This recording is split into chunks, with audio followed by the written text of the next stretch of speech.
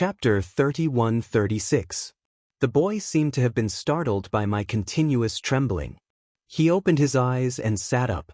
He first rubbed his hair, then turned around and noticed me immediately. "You're awake? When did you wake up?" I didn't dare to speak or look at him. I held on to my weak but foolish hope. He suddenly extended his hand and touched my face. His fingertips brushed against my cheeks and he smiled. "Why are you crying?" He rubbed his wet fingertips on the blanket and got off the bed. He picked up the clothes on the floor and muttered, "It was so rough last night." His sloppy tone was like that of a winner, incomparably proud. Just a few hours ago, he had conquered a city. How could he not be proud? "Put on your clothes since you're awake." He threw my clothes at me. Seeing that I still didn't move, he smiled. "How long do you want to sit here like a fool?" Between the lines, there was a kind of indifference that I abhorred. It was as if what I thought was earth-shattering was nothing in his eyes. I smiled at him foolishly and then asked, "Is it dawn yet?" He was confused at first.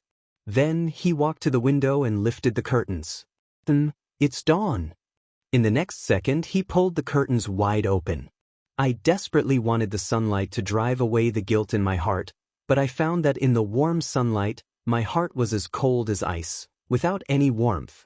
I got off the bed and picked up the clothes on the bed.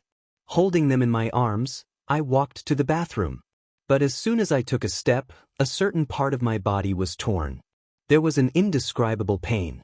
There seemed to be something warm sliding down from the bottom of my thigh. He pulled me back and finally looked nervous. "You're not stupid, are you?" I looked at him and shook my head. He glanced at my face and followed my line of sight to look at my body. His gaze immediately fell on my lower body. My shame finally came back and I covered my thigh. But he reached out and touched it. "Why are you still bleeding?" He suddenly laughed. "Why are you bleeding so much? Don't tell me you injured that place." "I couldn't get in last night, and you were moving around, so I used a little more force."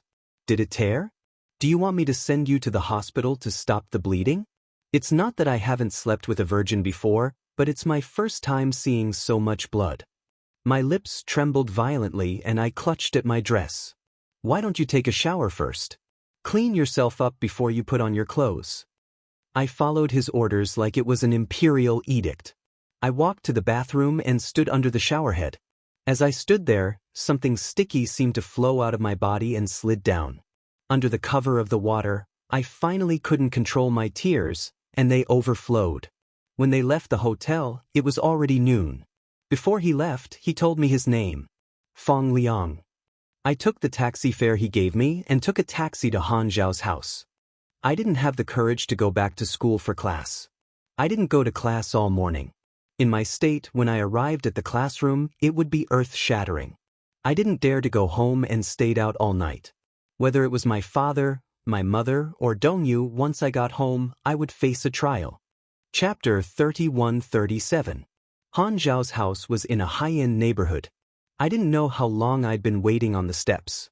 I saw a 5-year-old girl practicing riding a bicycle under her father's tutelage on the winding path. I recalled that when I was learning to ride a bicycle as a child, Dongyu would look at me nervously as he carefully controlled the center of gravity of the bicycle behind me. At the time, I was only 6 years old. I stepped on the pedals and gripped the handlebars nervously, looking like I was ready to die. Dongyu told me not to be nervous and to relax as he pushed the bicycle forward. When I first started, I wasn't very proficient and often fell. But every time I was about to fall, Dongyu would rush up. His thin body would always be able to steadily support my center of gravity. Once, when I fell, he cushioned me with his body and I fell into his arms. When I got up, I laughed heartily. When I returned home at night, I found a few abrasions on his back. However, I wasn't ashamed at all. Instead, I laughed at his tender skin. For some reason, I started to miss the innocence and boredom of my childhood. I kept feeling that after I grew up, everything had changed. The burden on my shoulders had become heavier and heavier. In the evening, Han Xiao returned home from school. She walked to the door with her school bag on her back. When she saw me, her expression changed. "Xiachuan." I looked up and stood up awkwardly when I saw her. "Why are you here?" She was a little surprised. You didn't go to school today. Your parents came to look for the form teacher, looking anxious. When I passed by the form teacher's office, I heard your mother say that you didn't come home last night either. They've already gone to the police station to call the police. Han Xiao, I want to stay at your house tonight. Is that okay? I asked carefully. Han Xiao was even more surprised. Are you crazy? Why didn't you come home? I bit my lip. When I thought of what it would be like to go back, I couldn't help but cry. Han Xiao, other than here, I have nowhere else to go. Han Xiao squatted in front of me and cupped my face. Finally, she noticed something strange. Xiaochuan, where did you go last night? Tell me. Han Xiao gripped my shoulder tightly and asked anxiously, weren't you with Su Qi last night? You didn't go home. Where did you go? Don't ask any more, okay? I said in despair, don't ask any more. I beg you. Han Xiao hid me in her room. Because I was worried that her parents would find out, I even spoke cautiously. After dinner, Han Xiao returned to her room and brought me a carton of milk. Only this. I'm sorry, Xiaochun. She put the milk aside, but I had no appetite at all. I guess that my expression must have looked terrible, so Han Xiao was probably scared out of her wits. She sat beside me, put her arms around my shoulders, and cried, Xiaochuan, don't scare me, okay? It was good to talk. Seeing you like this makes me sad as well. But how could she understand my sadness? In just one night, my whole world was shattered. At night, I lay in bed, not daring to close my eyes, because when the world turned dark, the scenes from last night would appear in front of my eyes. I felt so dirty, but when I was bathing, I had already tried my best to scrub my body. I wanted to wash away these sins, wash away the man's scent and the traces he had left behind. Chapter 31-38. However, the truth was that the so-called turning into ashes was just an illusion. I wouldn't be reduced to ashes. In a sense, this could be considered a terrifying form of capital punishment. It was also like a cruel death by 1,000 cuts. Fate would not kill me, but it would torture me until the next layer of flesh was removed.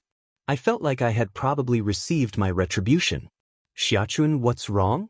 Probably startled by my shaking shoulders, Han Xiao turned on the lights and saw me biting the blanket, gritting my teeth, trying to hold it in.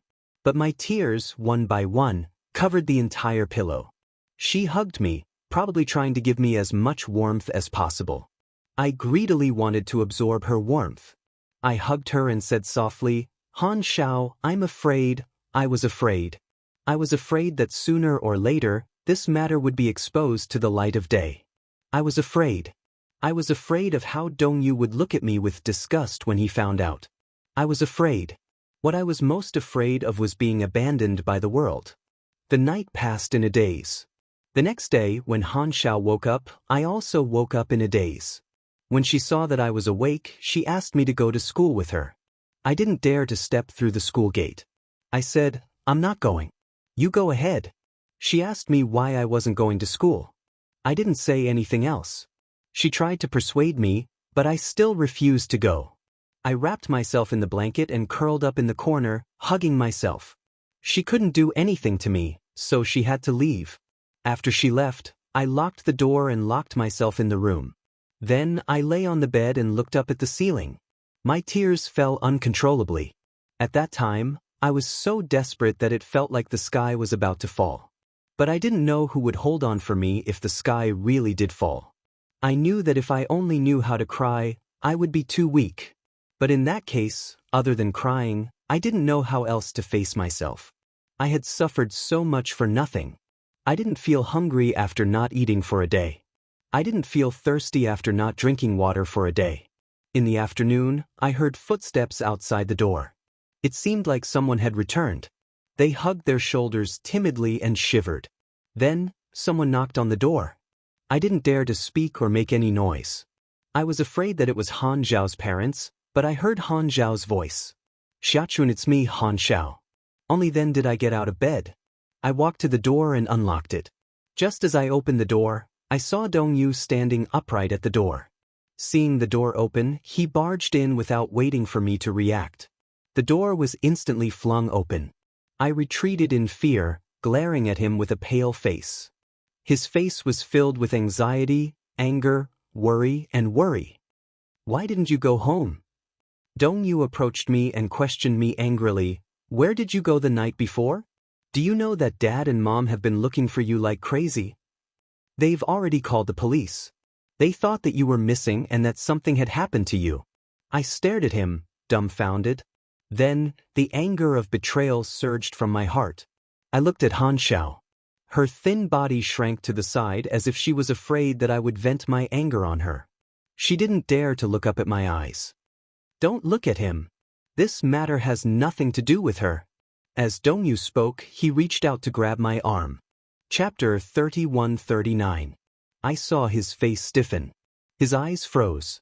Why? Dirty?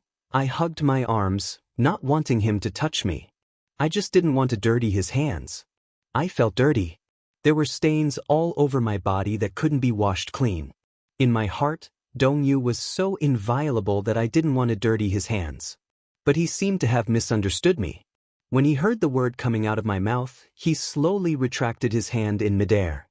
I saw his eyes darken. There was no longer any light in them. There was even an indescribable sense of loss. It was as if he was asking, "How did you become like this?" I couldn't stand the look in his eyes. I lowered my head and squatted down helplessly.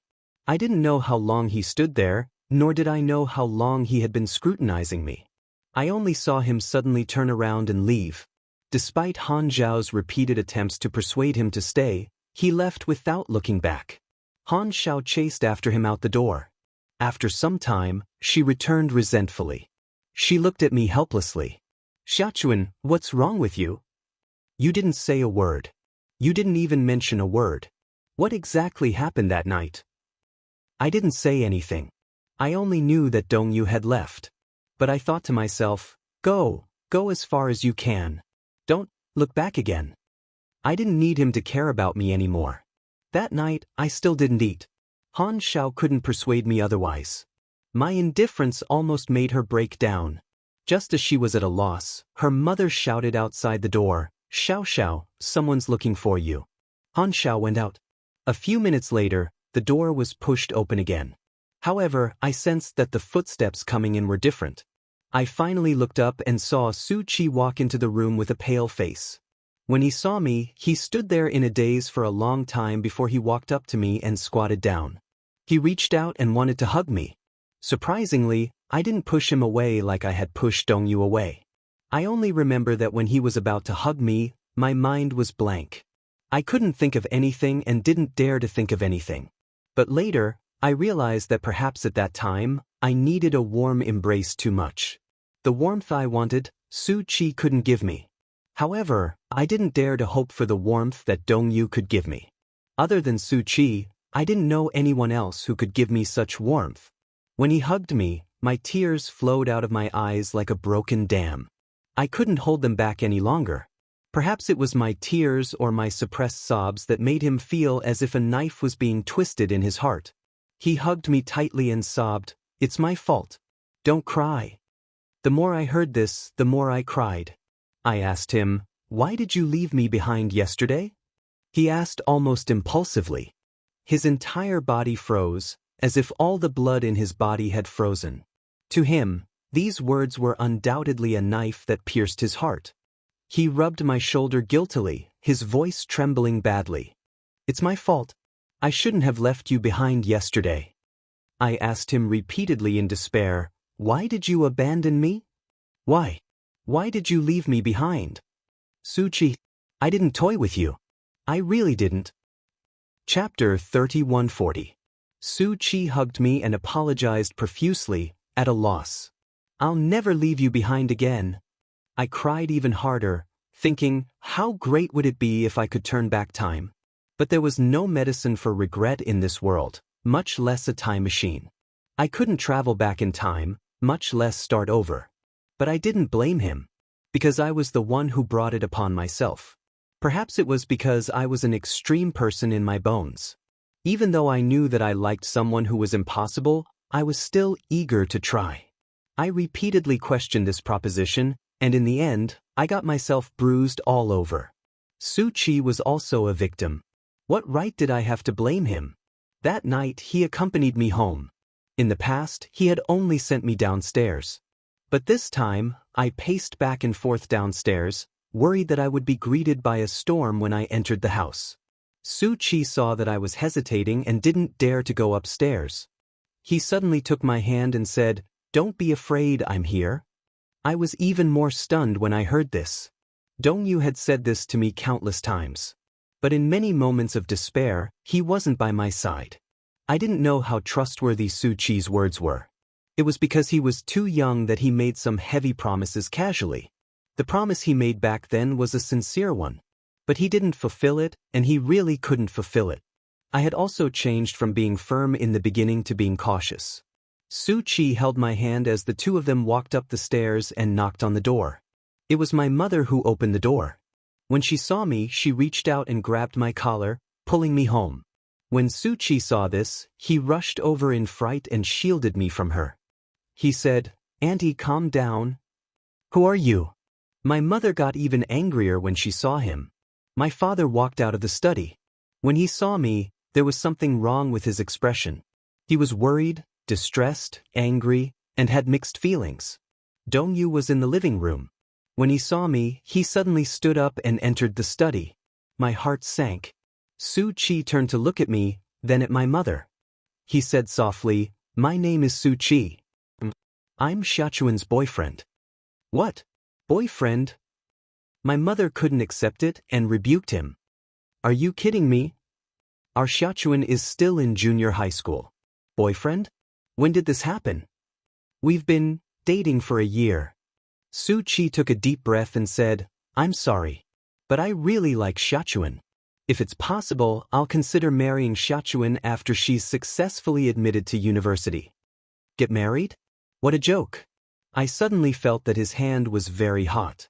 I retracted my hand and said angrily, "Su Qi, don't talk nonsense. We've already broken up." I thought about what had happened that night and felt even more embarrassed. After that incident, my entire life seemed to have been turned upside down. Even my relationship with Su Qi had changed subtly. I didn't dare to have any extravagant hopes. Marriage between him and me in the future was even more ridiculous. Perhaps it was the word "break up" that made her mother feel even more unreasonable. She flew into a rage. "In Xiaochuan, how old do you think you are? Dating and breaking up? Do you still want to study? Do you still want to enter high school?" I was silent. Chapter 3141. What do you have to promise me? What do you have to swear to me? Do you know how terrible her monthly test results were this time? My mother suddenly waved her hand. "Let's not talk about this. In Xiaochuan, let me ask you, where have you been for the past 2 days? Do you know that your father and I were worried that something had happened to you? We called the police. Your father and I haven't been at work for the past 2 days, and Dongyu hasn't been in class either. We've been looking for you everywhere. Are you playing with us?" I didn't dare to make a sound. I didn't know how to explain. Su Qi suddenly said, "She was at my house yesterday." I was stunned. I glared at him and said angrily, "Su Qi, don't talk nonsense." My mother was even more surprised. Her eyes were full of emotions. "What did you say?" "Auntie, Xiaochuan has been with me for the past 2 days, but don't worry." Before Su Qi could finish, my mother couldn't control herself and slapped me in the face. "You immoral thing." She seemed to feel embarrassed and even angrier. She grabbed my collar and slapped me twice. She questioned angrily, "I've always told you that girls should have self-respect and self-respect. Have you turned a deaf ear to my words? Huh. I'll teach you a lesson today." As she spoke, she pointed at Su Qi and said, "And you. I'll talk to your parents about this tomorrow." I covered my face and knelt on the ground, crying bitterly. "Mom, hit me, I know I was wrong. But let Su Qi off. This has nothing to do with him. I wasn't with him." For an entire week, I was locked up at home to reflect on my mistakes. After that, my mother took me to the school to find the form teacher and gave me a harsh scolding. I didn't return home at night and skipped class. The form teacher originally wanted to keep me in school for probation, but after my mother's repeated pleas, I was given a demerit. At that time, the school's punishments were divided according to the circumstances. They were a warning, a serious warning, a demerit, a major demerit, probation, and expulsion. My case wasn't particularly serious. After the form teacher calmed down, it was just a demerit that would take a year to get rid of. At that time, a demerit was already a major punishment. If it couldn't be removed, it would affect my entrance exams. After the demerit, every time school ended, Mom would ask Dongyu to come home with me. Obviously, she wanted to separate me from Su Qi. One day during class, I climbed over the school wall and asked to meet Su Qi. Before he could speak, I said, "Su Qi, let's break up." Su Qi was stunned for a moment before he reacted. He immediately grabbed my shoulder and said in a trembling voice, "I don't want to." That night, I wanted to break up because I was angry. It couldn't be counted at all. I regret it. I don't want to break up with you. Let's get back together and start anew, okay? I burst into tears. Holding back my tears, I pried his hand off one finger at a time as I choked. "It's too late. It's too late. What's too late?" He panicked. "I don't understand what you're saying. We can't go back anymore." I said, "Su Qi, let me go. Let's break up." "No." Chapter 3142. As I cried, I said, "I regret it. I don't want to be with you anymore. I hate you. I'm tired of you. Is that enough? Su Qi, will you let me go? I don't like you, so don't force me, okay?" I yelled at him hysterically. In despair, my body slid weakly along the wall. I thought to myself, let me fend for myself. No one should care about me. Besides, I really didn't know how to face Su Qi or Dongyu. My world was completely out of touch with theirs. I hugged my knees and cried silently, gritting my teeth. Su Qi, on the other hand, stood in front of me at a loss. He wanted to touch me, but when he reached out, he saw my shoulders curling up. His hand eventually froze in midair and slowly retracted. After that day, Su Qi and I didn't see each other again. He didn't look for me again, and I didn't look for him again. Every day, I went to school alone and finished school alone. When I got home, I did my homework in silence. I felt as obedient as a walking corpse. Until one day. That morning, I flipped open my calendar. It was May 10th, a special day. Ever since the second half of the first semester of the first year of junior high school, my period had come on the 9th of every month as scheduled. However, it was unexpectedly absent that month. I waited for it for a long time. Even after a long week, it still didn't appear. I panicked. In junior high school, although we were ignorant about the matters between men and women, we already had a vague idea. I already knew that what was supposed to come would come. If it didn't, something must have happened. During computer science class, I secretly went online to check for information. The reasons why my period didn't come were more or less the same. However, the biggest suspect was that I might have been pregnant. After computer science class, I didn't know how I felt when I walked the short few hundred meters between the computer classroom and my classroom. Pregnant. This word was too heavy for me to bear. I didn't dare to go to the hospital for a checkup. After 3 days of internal struggle, I finally mustered up the courage and walked into the pharmacy after school. Under the guidance of my teacher, I bought a few pregnancy tests. God knows how I walked in and how I left. From the beginning to the end, I kept my head down, not daring to meet the strange gazes of those people. However, I could still hear many people whispering behind my back. They were all talking about how children nowadays were. She was so young, but she got pregnant. She had no self-respect at all. Kids these days are really amazing. When I was her age, I didn't even dare to hold a boy's hand. Like an army deserter, I ran out of the pharmacy. I don't know. I didn't know that such a thing would happen, and I didn't know that there would be such a thing as an accidental pregnancy. I don't understand. After that incident, I should have taken the morning after pill in time. At that time, parents were very vague about the relationship between men and women. The early sex education classes only described the differences between men and women, but they didn't tell us how to deal with the aftermath of an accident. My mother only told me not to fall in love at an early age, but she didn't say that I would get pregnant after sleeping with a boy. The pharmacy staff said that it was best to do a pregnancy test in the morning. The first morning urine test was the most accurate. Chapter 3143.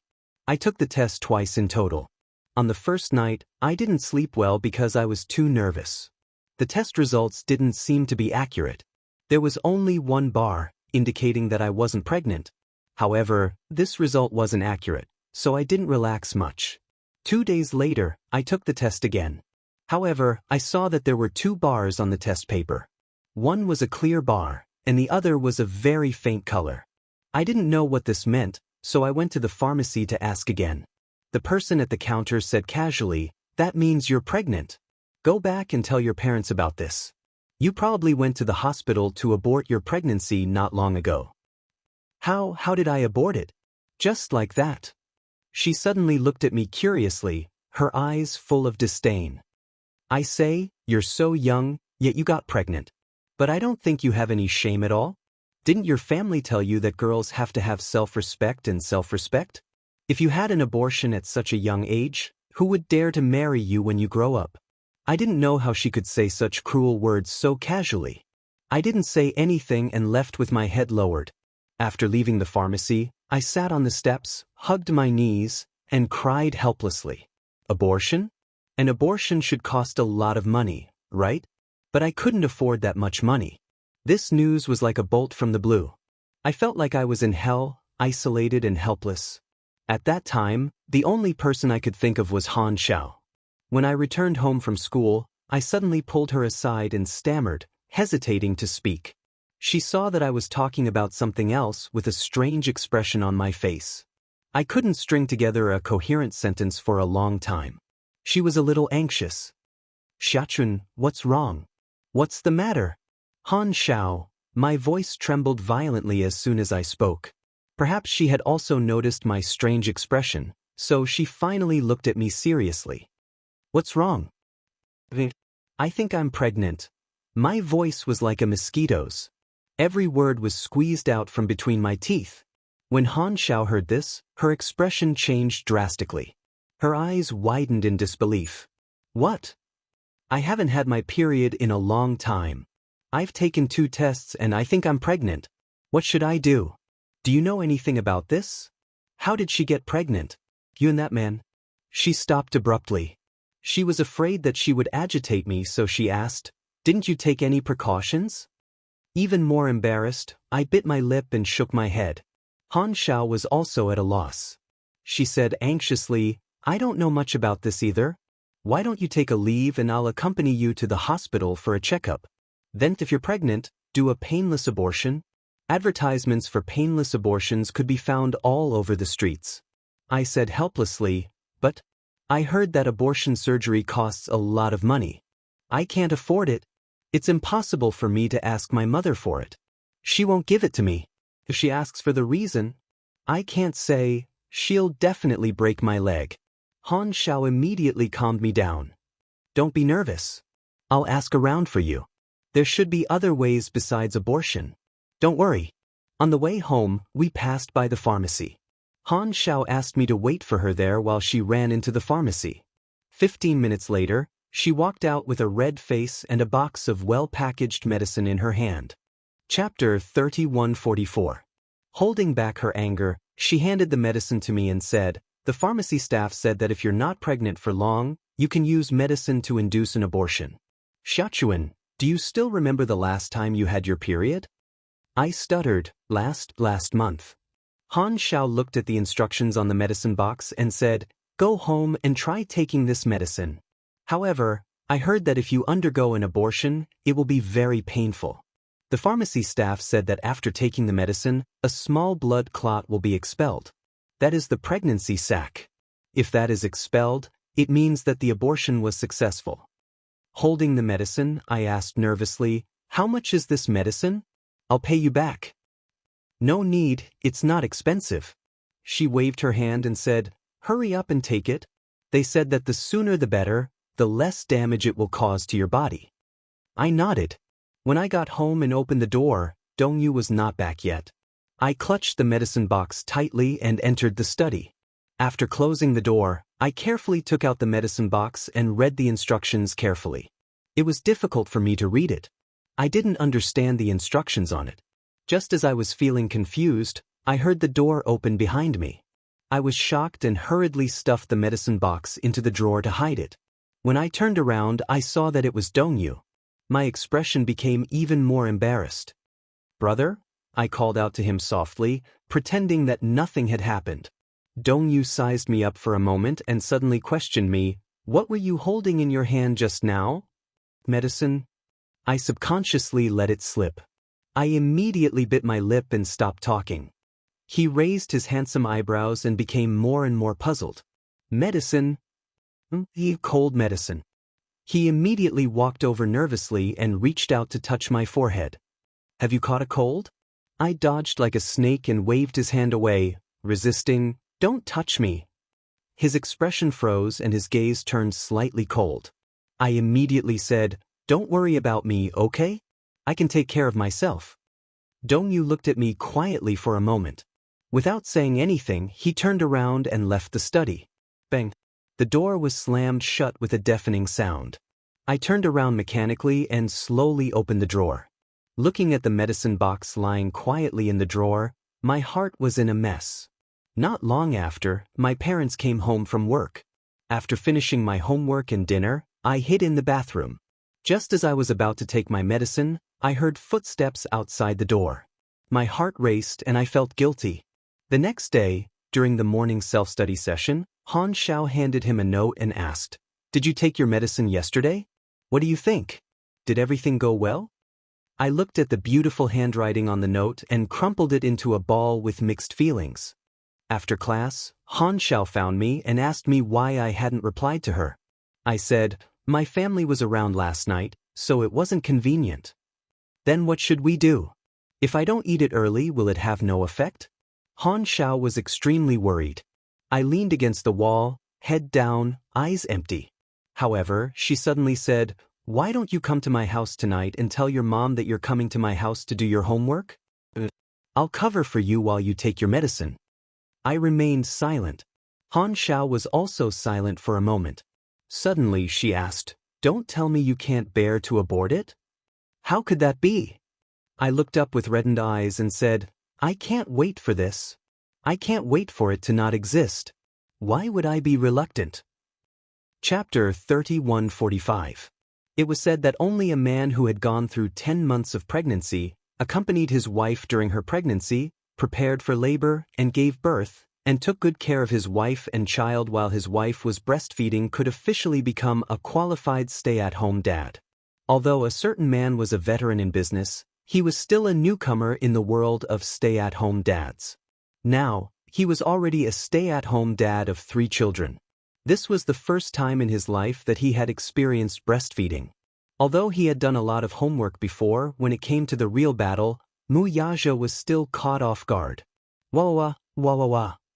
In the middle of the night, in the crib, the little Yueyao struggled for a while before suddenly wailing. Unknowingly, the little Yueyao was already 5 months old. After moving back from the confinement center, Wuxia considered for a long time before finally placing the crib in the bedroom. The master bedroom was a very large suite with a living room, a study, and a private bathroom. It was designed in the same way as the suite in the presidential hotel. As for the location of the crib, firstly, he did not want little Yueyao to disturb the married life that he had been looking forward to for a long time. It had not been easy for him to survive 10 months of pregnancy, childbirth, and confinement. A certain man had long reached his limit. He was filled with ambition and was finally able to realize his married life. He sighed inwardly. However, if the crib was placed in another position, what if he couldn't hear the little Yueyao's cries in the middle of the night? Sometimes, when the little princess was hungry, he had to wake up in the middle of the night to feed her. Wuxia considered for a long time before finally deciding to temporarily place the crib in the bedroom. In the past few days, because of the wedding preparations, he had been racking his brains. During the day, he was busy with the company's affairs. When he returned home at night, he had to personally participate in the wedding design. No matter how big or small, he had to personally look over everything. He had to repeatedly confirm and modify a plan several times before it was approved. At night, on time, at 2 o'clock in the morning, the little Yueyao would definitely kick her little legs and ask for milk. It was as if the little one's arrival was to overdraft his excess energy. It was very rare for Xianxia to get up to feed the babies. Her physique was not very good. If she got up in the middle of the night, she would not be able to fall asleep again. After the confinement period, she still had to pay more attention to recuperation. After all, childbirth was quite damaging to a woman's vitality. Therefore, every time before going to bed, Xianxia would use a breast pump to store enough milk in a milk bottle and place it in the refrigerator to cool. When the little Yueyao wanted to drink it, Wuxia only needed to warm it up. As for her, all she had to do was to put on her earplugs and rest. At first, when Wuxia suggested that he would be the one feeding her at night, Xianxia had some misgivings. After all, his work was not easy. He had to get up in the middle of the night to take care of Xiao Budian, which was too strenuous. However, Wuxia said that, not to mention that Xianxia had just undergone surgery and still needed to recuperate, he enjoyed his passion for this job. However, a certain man had other plans in his heart. It was said that children at this age would start to recognize people. If he took care of her more when she slowly grew up, she would definitely be the closest to him. Therefore, with this selfish motive, a certain new stay-at-home dad started his real life of taking care of a baby. Chapter 3146. Over time, he had figured out the pattern of his little princess. Usually, around 2 in the morning, this little princess would be hungry. Her biological clock was excessively accurate. She couldn't be a minute earlier or a minute later. Speaking of which, this little Yueyao was quite interesting. She was still a small ball of glutinous rice, but she already had the demeanor of a queen. Whenever she cried, if he didn't rush over immediately to coax her in his arms, her cries would become louder by a few decibels if he was a few minutes late. Wuxia woke up at once when he heard her cries. He immediately got up from the bed and, with his slightly messy black hair, shuffled over to the crib as if he were sleepwalking, as if he was familiar with the place. This route had already become a subtle influence on him. The moment he heard the cries, he instinctively felt his way over without turning on the lights. Little Yueyao's cries grew louder. Wuxia squinted his sleepy eyes and hugged the soft little fellow in his arms. He coaxed her gently, Yes, Your Majesty, this subject came too late to rescue you. This subject deserves 1,000 deaths. This subject knows his mistake. Your Majesty, please forgive this subject. When he opened his mouth, his voice was extremely hoarse. The sensor lights lit up. He looked down and saw that little Yueyao's little face was red from crying as if she had been greatly wronged. Wuxia carried her into the living room. There was a crib in the living room. He placed her in it first, then quickly took out a milk bottle from the refrigerator. He quickly heated it up and shook it. Then he walked over to the crib and carried Yueyao. She was still crying so hard that her little mouth was wide open. Wuxia took the opportunity to stuff the pacifier into her little mouth. Little Yueyao almost instinctively sucked on the pacifier. Her 2 tender little hands hugged the milk bottle just like that as she sucked on the milk. In the beginning, when they were changing the milk bottle, little Yueyao was a little unhappy. When it was stuffed into her mouth, she turned her head from time to time and rubbed against it, refusing to drink the milk obediently. Speaking of which, there was a slight difference between a milk bottle and a human's breasts. Hence, little Yueyao was very disdainful of the milk bottle. However, when it came to this, Yu was smart. He found a spare milk bottle and poured Coke into it. Then, he stood by the crib and started to drink the Coke with relish in front of little Yueyao. Why else would there be a saying that out of someone else's pot was always the best? Little Yueyao was only a few months old. She already knew this. Hence, when she saw him hugging the milk bottle with relish, her originally tearful eyes. Her eyes widened in curiosity as she watched Yu sucking the cola from the milk bottle. Craving for it, she reached out her chubby little hands, wanting to drink it. Yu deliberately refused to give it to her, so little Yueyao grabbed his hand and asked for it. Yu waved the milk bottle in his hand to show off. He had an arrogant look on his face and refused to let her drink. Little Yueyao became anxious and started to cry loudly. Seizing this opportunity, Yu swapped the milk bottle and stuffed it into her arms. Little Yueyao was satisfied. She hugged the milk bottle and stopped crying. She smiled with tears in her eyes.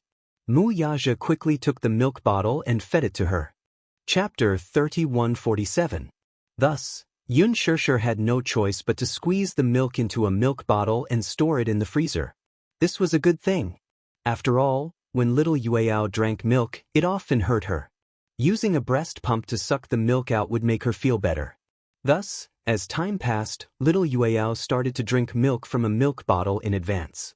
Mu Yaja carried Yueyao to the sofa and lowered his head to watch her drink milk. Little Yueyao's eyes were red from crying earlier, as if they had been dyed with rouge. With tears in the corners of her eyes, she hugged the milk bottle as if she had walked in the desert for several days and nights and finally found a clear spring. She drank it in big gulps as if she was thirsty. What a greedy little kitten! Mu Yaja gently scratched the tip of her nose. His heart felt as if it had been filled to the brim. But as she drank, she looked at him with her eyes wide open. Seeing that he was gazing at her gently, little Yueyao actually smiled with tears in her eyes. With this smile, the entire world seemed to brighten up. Especially when there were tears in the corners of her eyes and her eyes were still red, when she smiled, it gave off the feeling of being enchanting. She was still a baby. How could she smile so beautifully? This pair of eyes gave her quite a lot of points. The black and white were distinct, and they were round and big. Based on the contours of her eyes, one could imagine that this pair of eyes resembled her mother's. Her almond-shaped eyes were extremely alluring. Just holding this little girl like this, Mu Yaja felt a great sense of accomplishment. This sense of accomplishment was definitely not something that could be compared to signing a few billion-dollar contracts. When he hugged her, he felt as if he owned the whole world. This was probably how it felt to be a father for the first time. Mu Yaja had an impulse to bring all the best things in the world to her. In the past, he had been ruthless in his career purely because of his ambition and his struggle against fate. In such a frightening family, survival of the fittest was the law of the jungle. But now, his ruthlessness in his career had redefined himself and he had a firm goal. His ambition was to give his wife and daughter a better life. Now, he had a wife whom he loved deeply and 3 children whom he loved dearly. In order to give them the best life in the world, he naturally had to give it his all. Hence, Mu Yaja was even more motivated than before when it came to work. However, he didn't neglect his other 2 sons and his wife just because of little Yueyao's birth. He knew that the happy life and complete family he had today were all thanks to this woman. Therefore, he doted on her even more than before, just so that when their hair was white, he could hold her hand and ask her if she was happy with him in this life. Without hesitation, she could say, yes. To him, this was the true achievement of his life. This man was very clear about the position of everyone he cared about. Whether it was Yu, Xianxia, or even little Yueyao, they were all his loved ones. However, they were destined to be passers-by and travelers. When they grew up one day, they would have their other halves sooner or later. Yu and Xianxia would meet their destined love, and little Yueyao would have her life partner. Chapter 3148. When it was time to feed, Yu got up and went to the bathroom. When he walked out of the room and passed by the living room, he saw Mu Yaja sitting on the sofa and feeding Yueyao. He immediately woke up and ran over to Mu Yaja's side. He snuggled up to Mu Yaja and looked at the little Yueyao who was happily munching on the milk bottle. Mu Yaja glanced at Yu and saw that he was drowsy. One of his eyes was open and the other was closed. His eyelids were swollen and hazy, and he couldn't even open his eyes. He couldn't help but say unhappily, "Go to sleep if you're tired." "Oh no, I want to watch over my little sister." Mu Yaja snorted coldly and shielded the little Yueyao. "It's not like you don't have the chance to see her. Take me for example. I can only hug her for a while at night." Yu looked at him. From his words, he felt that his father was a little jealous. It was probably because he didn't want to let go of the little Yueyao and didn't let him hug her. Now that he had the rare opportunity to hug the little princess, his expression was guarded as if he was guarding against a thief. It was as if he would snatch the little Yueyao away the next second and run away. How childish. Daddy, you're already so old. Why are you still acting like a little kid? You can hug her. No one will snatch her away from you. Mu Yaja was speechless. This guy. Ever since Yueyao was 5 months old, the ban on visitation was lifted. When Yun Shirshir returned home from the confinement center, many people called and said that they wanted to visit her. However, Mu Yaja said that the child was too young and it wasn't convenient for strangers to visit her. But in reality, he had his own selfish motives. His daughter had just been born and he hadn't seen enough of her yet. When he thought about how he had to take care of the guests coming and going, he would have less time to spend with the child. He couldn't be bothered to entertain the guests who came to visit, so he made it clear that he was in a state of declining visitors. When the little Yueyao was a little bigger, his excuse would no longer be valid. Hence, on the first day after the ban was lifted, Jiang Shen and Lu Jinyu took advantage of the company's lunch break and rushed over with their bags. Yun Shirshir hadn't even served them tea yet, but they couldn't wait to run to the crib and surround it to look at the little queen lying in the crib. Little Yueyao could already lift her legs. It was said that babies at this age had very soft bones, but she could already lift her little feet. She held the soles of her feet with both hands and rolled around, enjoying herself. Little Yueyao wasn't afraid of strangers when she saw him. She blinked her watery eyes as if she was examining him. When Jiang Shun saw the little princess, he exclaimed and covered his mouth. His heart was about to melt. So cute, so cute. Ah. Jiang Shun was a well-known lolicon.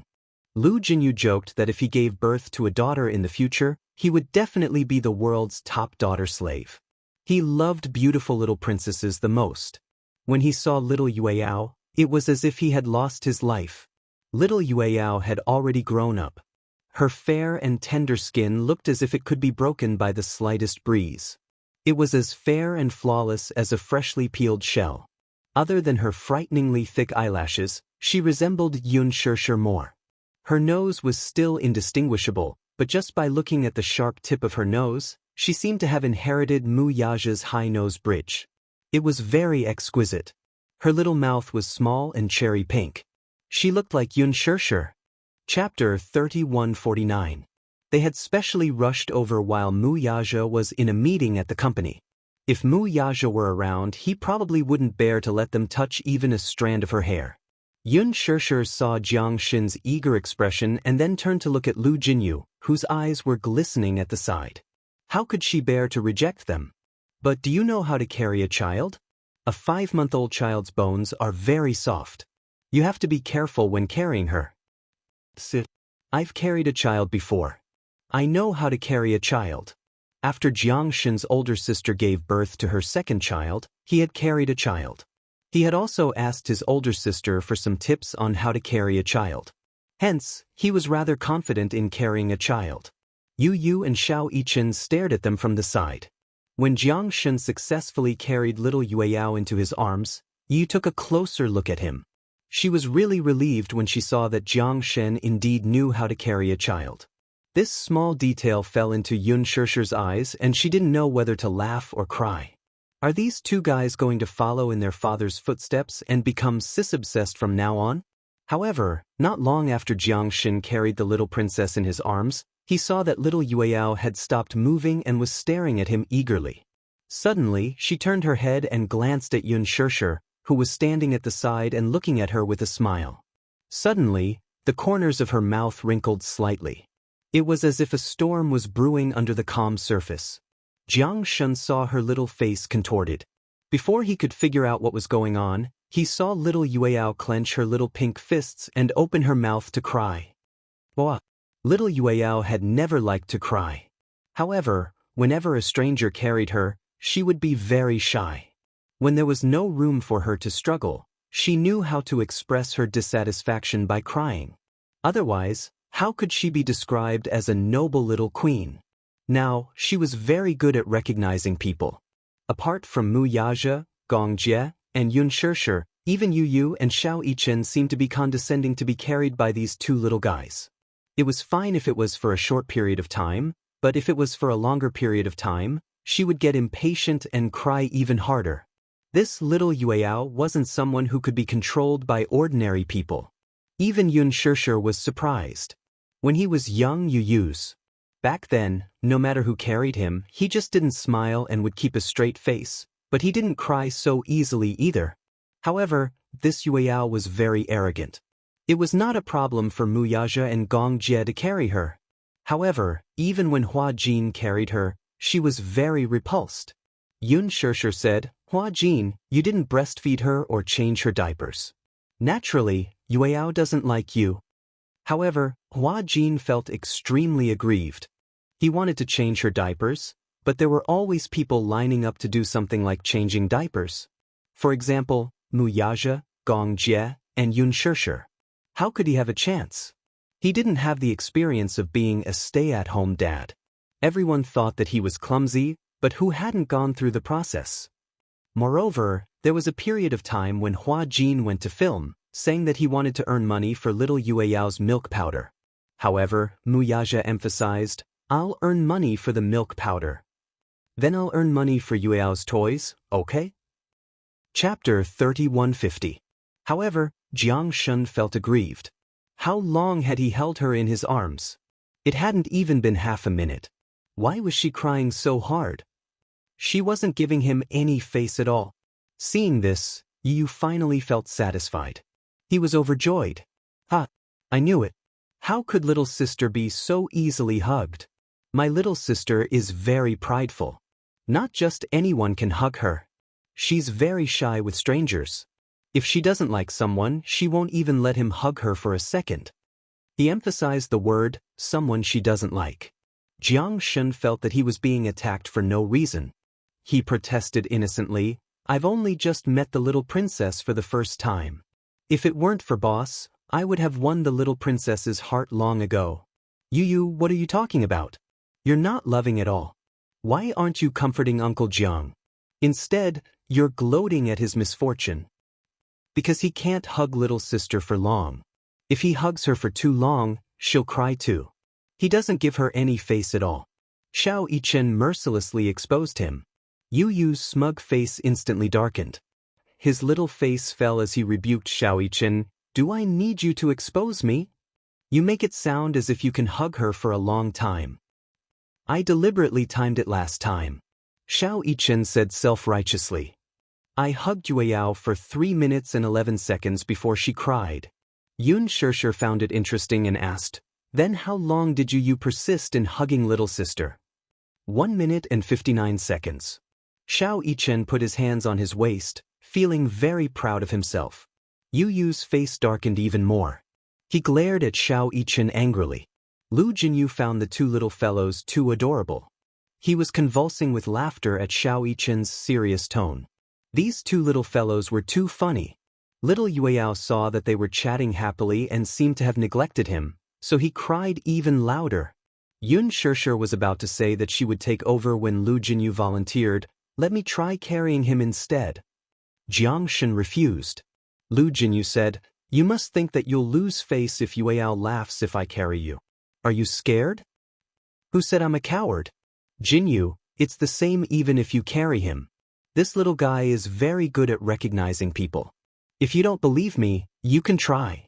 Naturally, Lu Jinyu refused to admit defeat. He walked forward and carefully took the baby Yueyao from his hands. As soon as he took the baby, the Yueyao saw that it was someone else.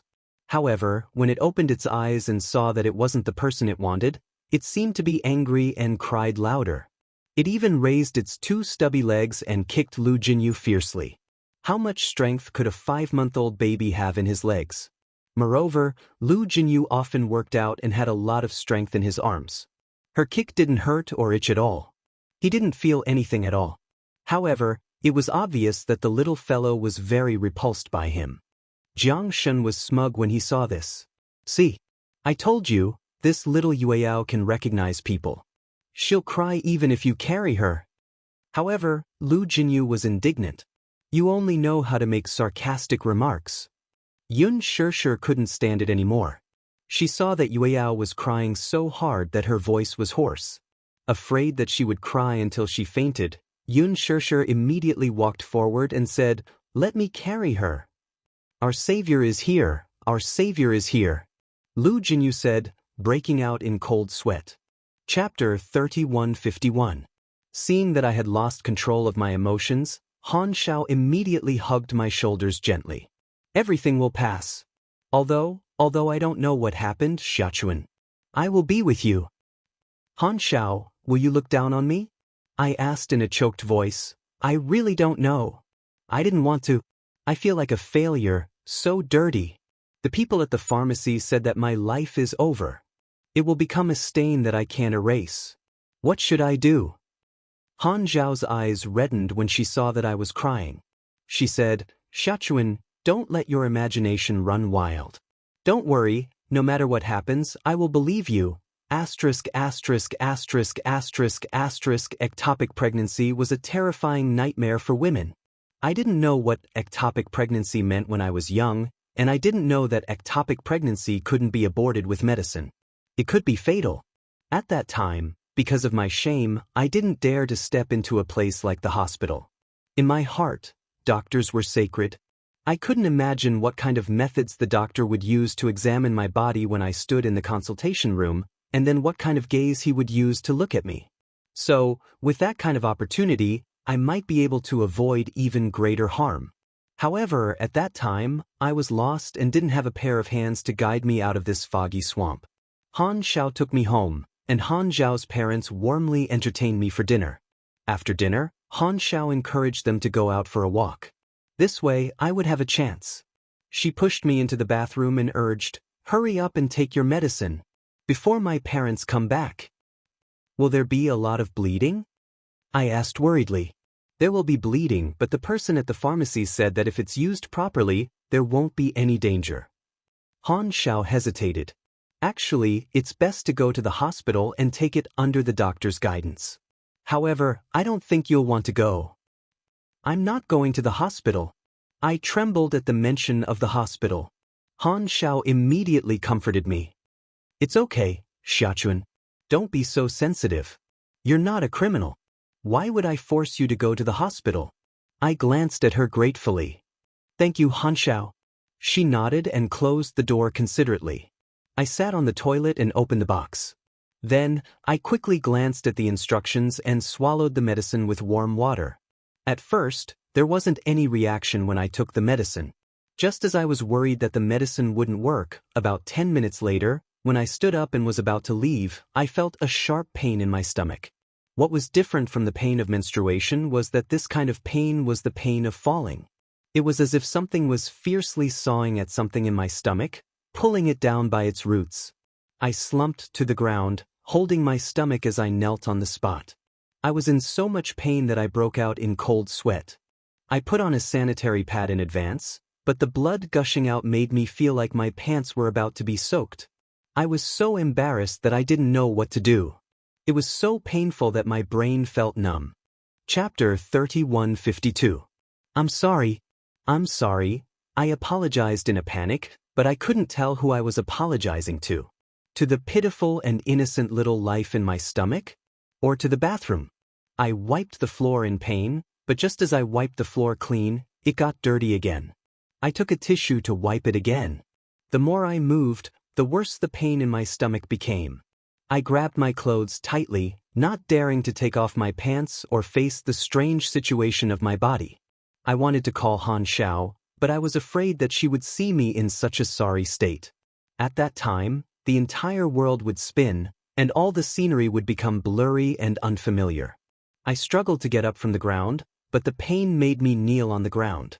My body curled up like a shrimp, shivering. I suddenly felt cold. My whole body was cold. Outside the door, Han Xiao suddenly knocked. Xiachuan, how are you? Are you done? My parents are coming back soon.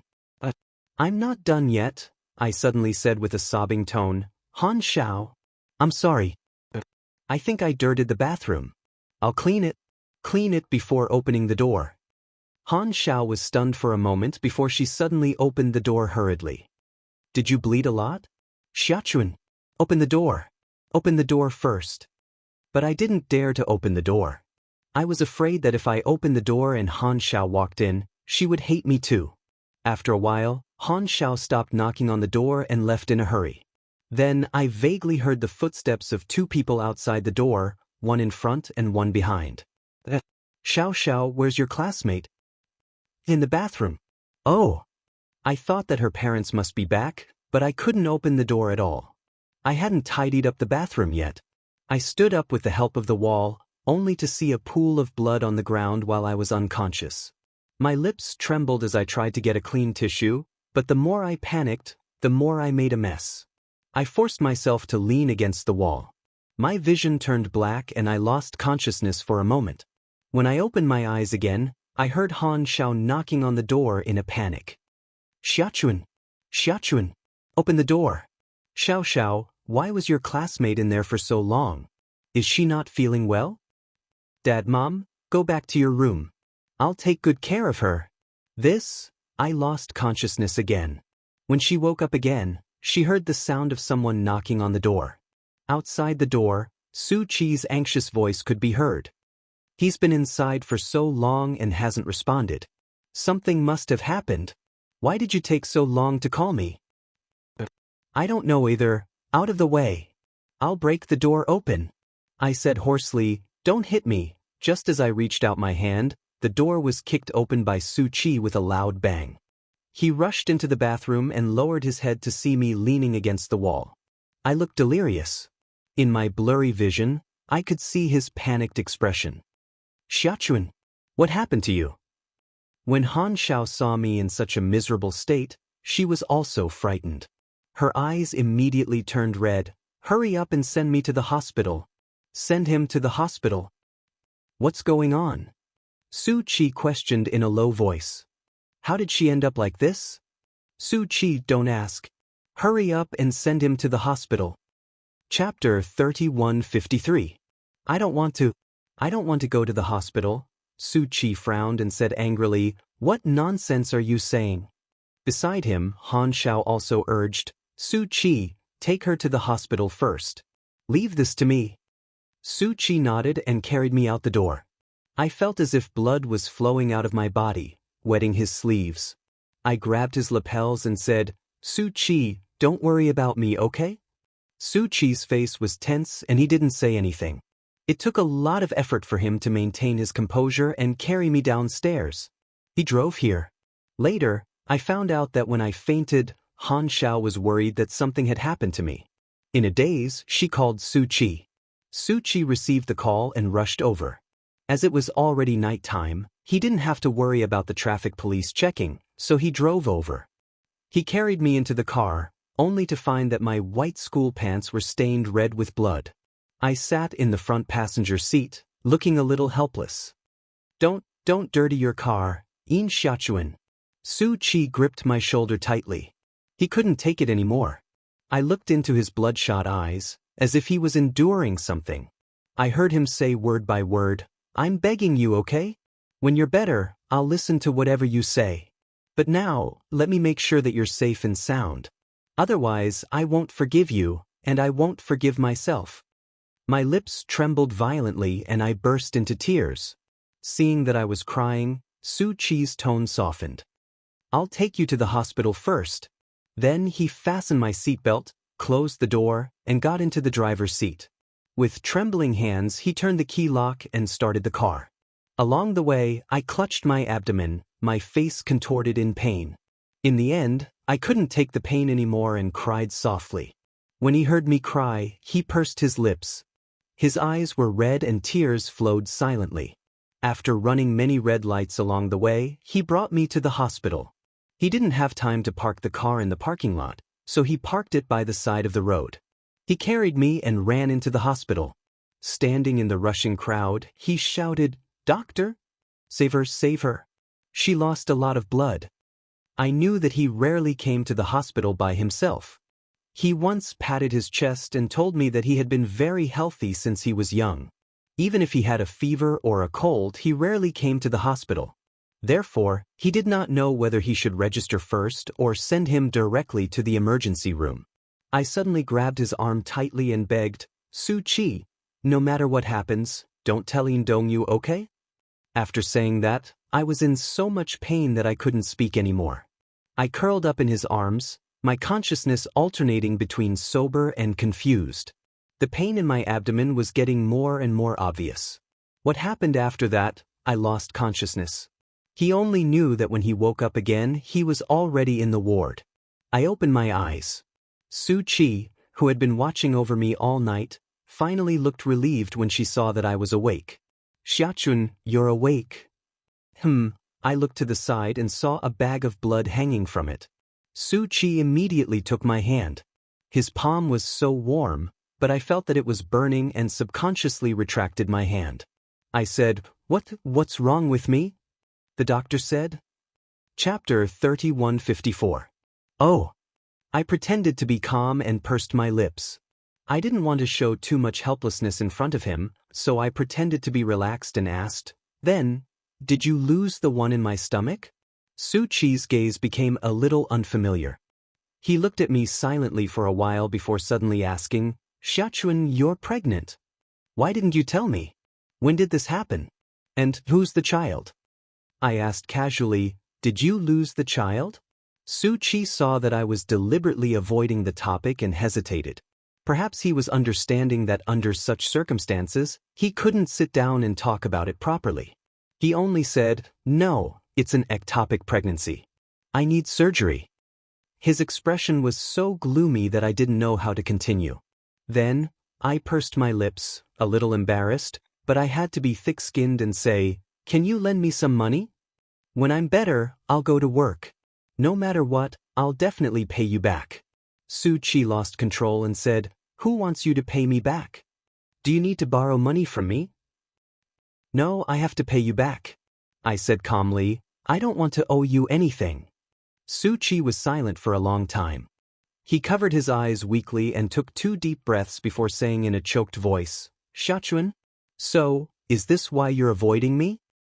Is that why you don't want to continue dating me? Do you think I'll despise you? I silently tugged at the blanket and looked at the white sheets, unmoved. Su Chi, don't worry about me. You don't owe me anything. There's no need to do so much for me. Xiachuan, don't torture me, okay? Su Chi stared at me, his eyes red. He suddenly looked away and lowered his head to hide his wet eyes. He didn't look at me anymore, probably because he felt that he was too much of a disappointment. He had always said that a man bleeds but not tears. In front of me, he had always been so bright and dazzling. He rarely lost control like he did now. I forced a smile. What's wrong? Su Chi, I'm really fine. Nothing serious. He looked at me and tears finally rolled down his cheeks. He leaned forward and held my hand. I really don't know what to do. All I know is that when I found out that you were pregnant and that you had a secret abortion, I hated myself very much. But you actually told me not to interfere. You don't owe me anything, and I don't owe you anything. At this point, he choked up and said helplessly, Yin Xiachuan, please don't torture me anymore, okay? No matter what happens, I will face it with you. Why are you running away from me?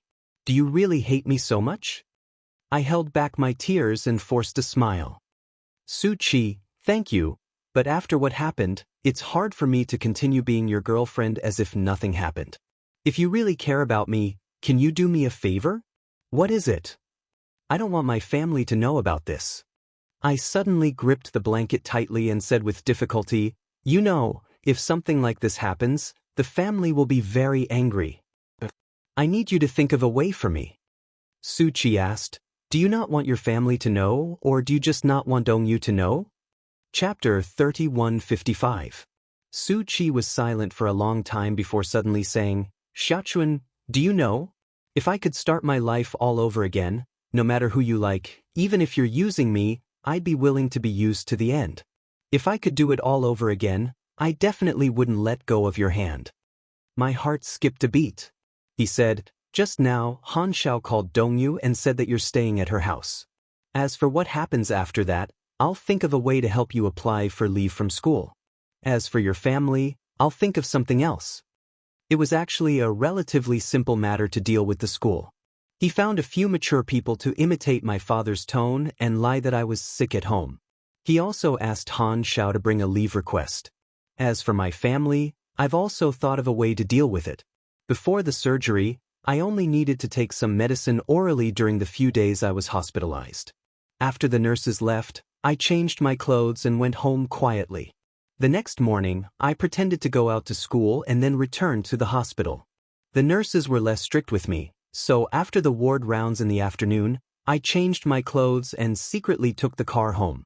When I got home that afternoon, I opened the door and found that my mother had already cooked dinner. To my surprise, Linley was there too. She sat on the sofa while Dongyu started to clean up the dishes. Looking at the mess on the table, I guessed that they had already eaten dinner. Linley was chatting with my father. I stood at the door, a little stunned.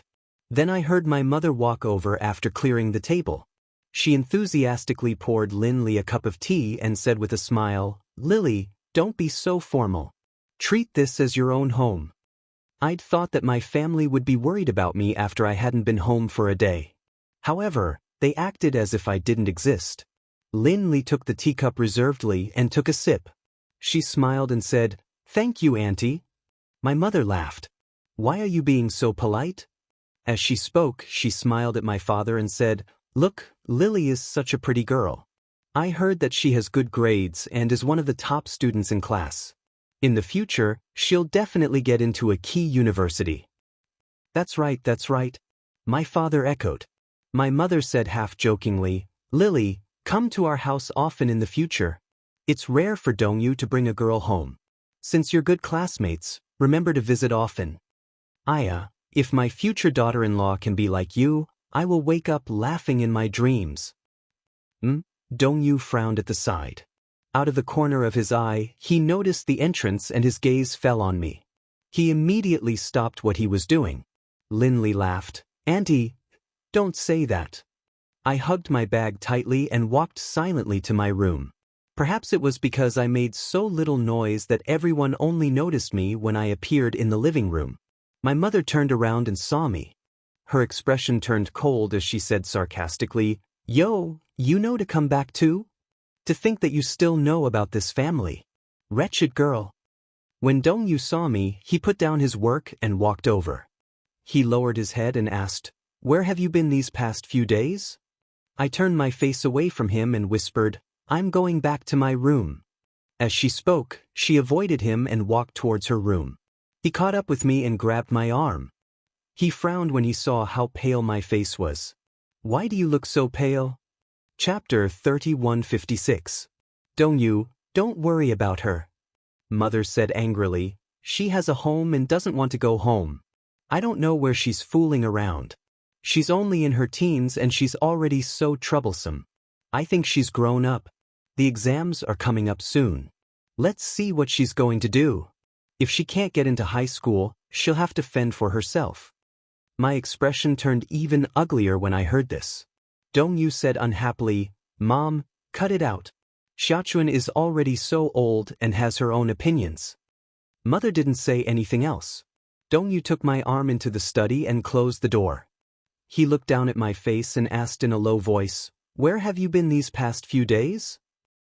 "I was at Han Zhao's house." "You're lying." Dongyu saw through my lie at a glance. "You can lie to anyone, but you can't lie to me. Look into my eyes and speak."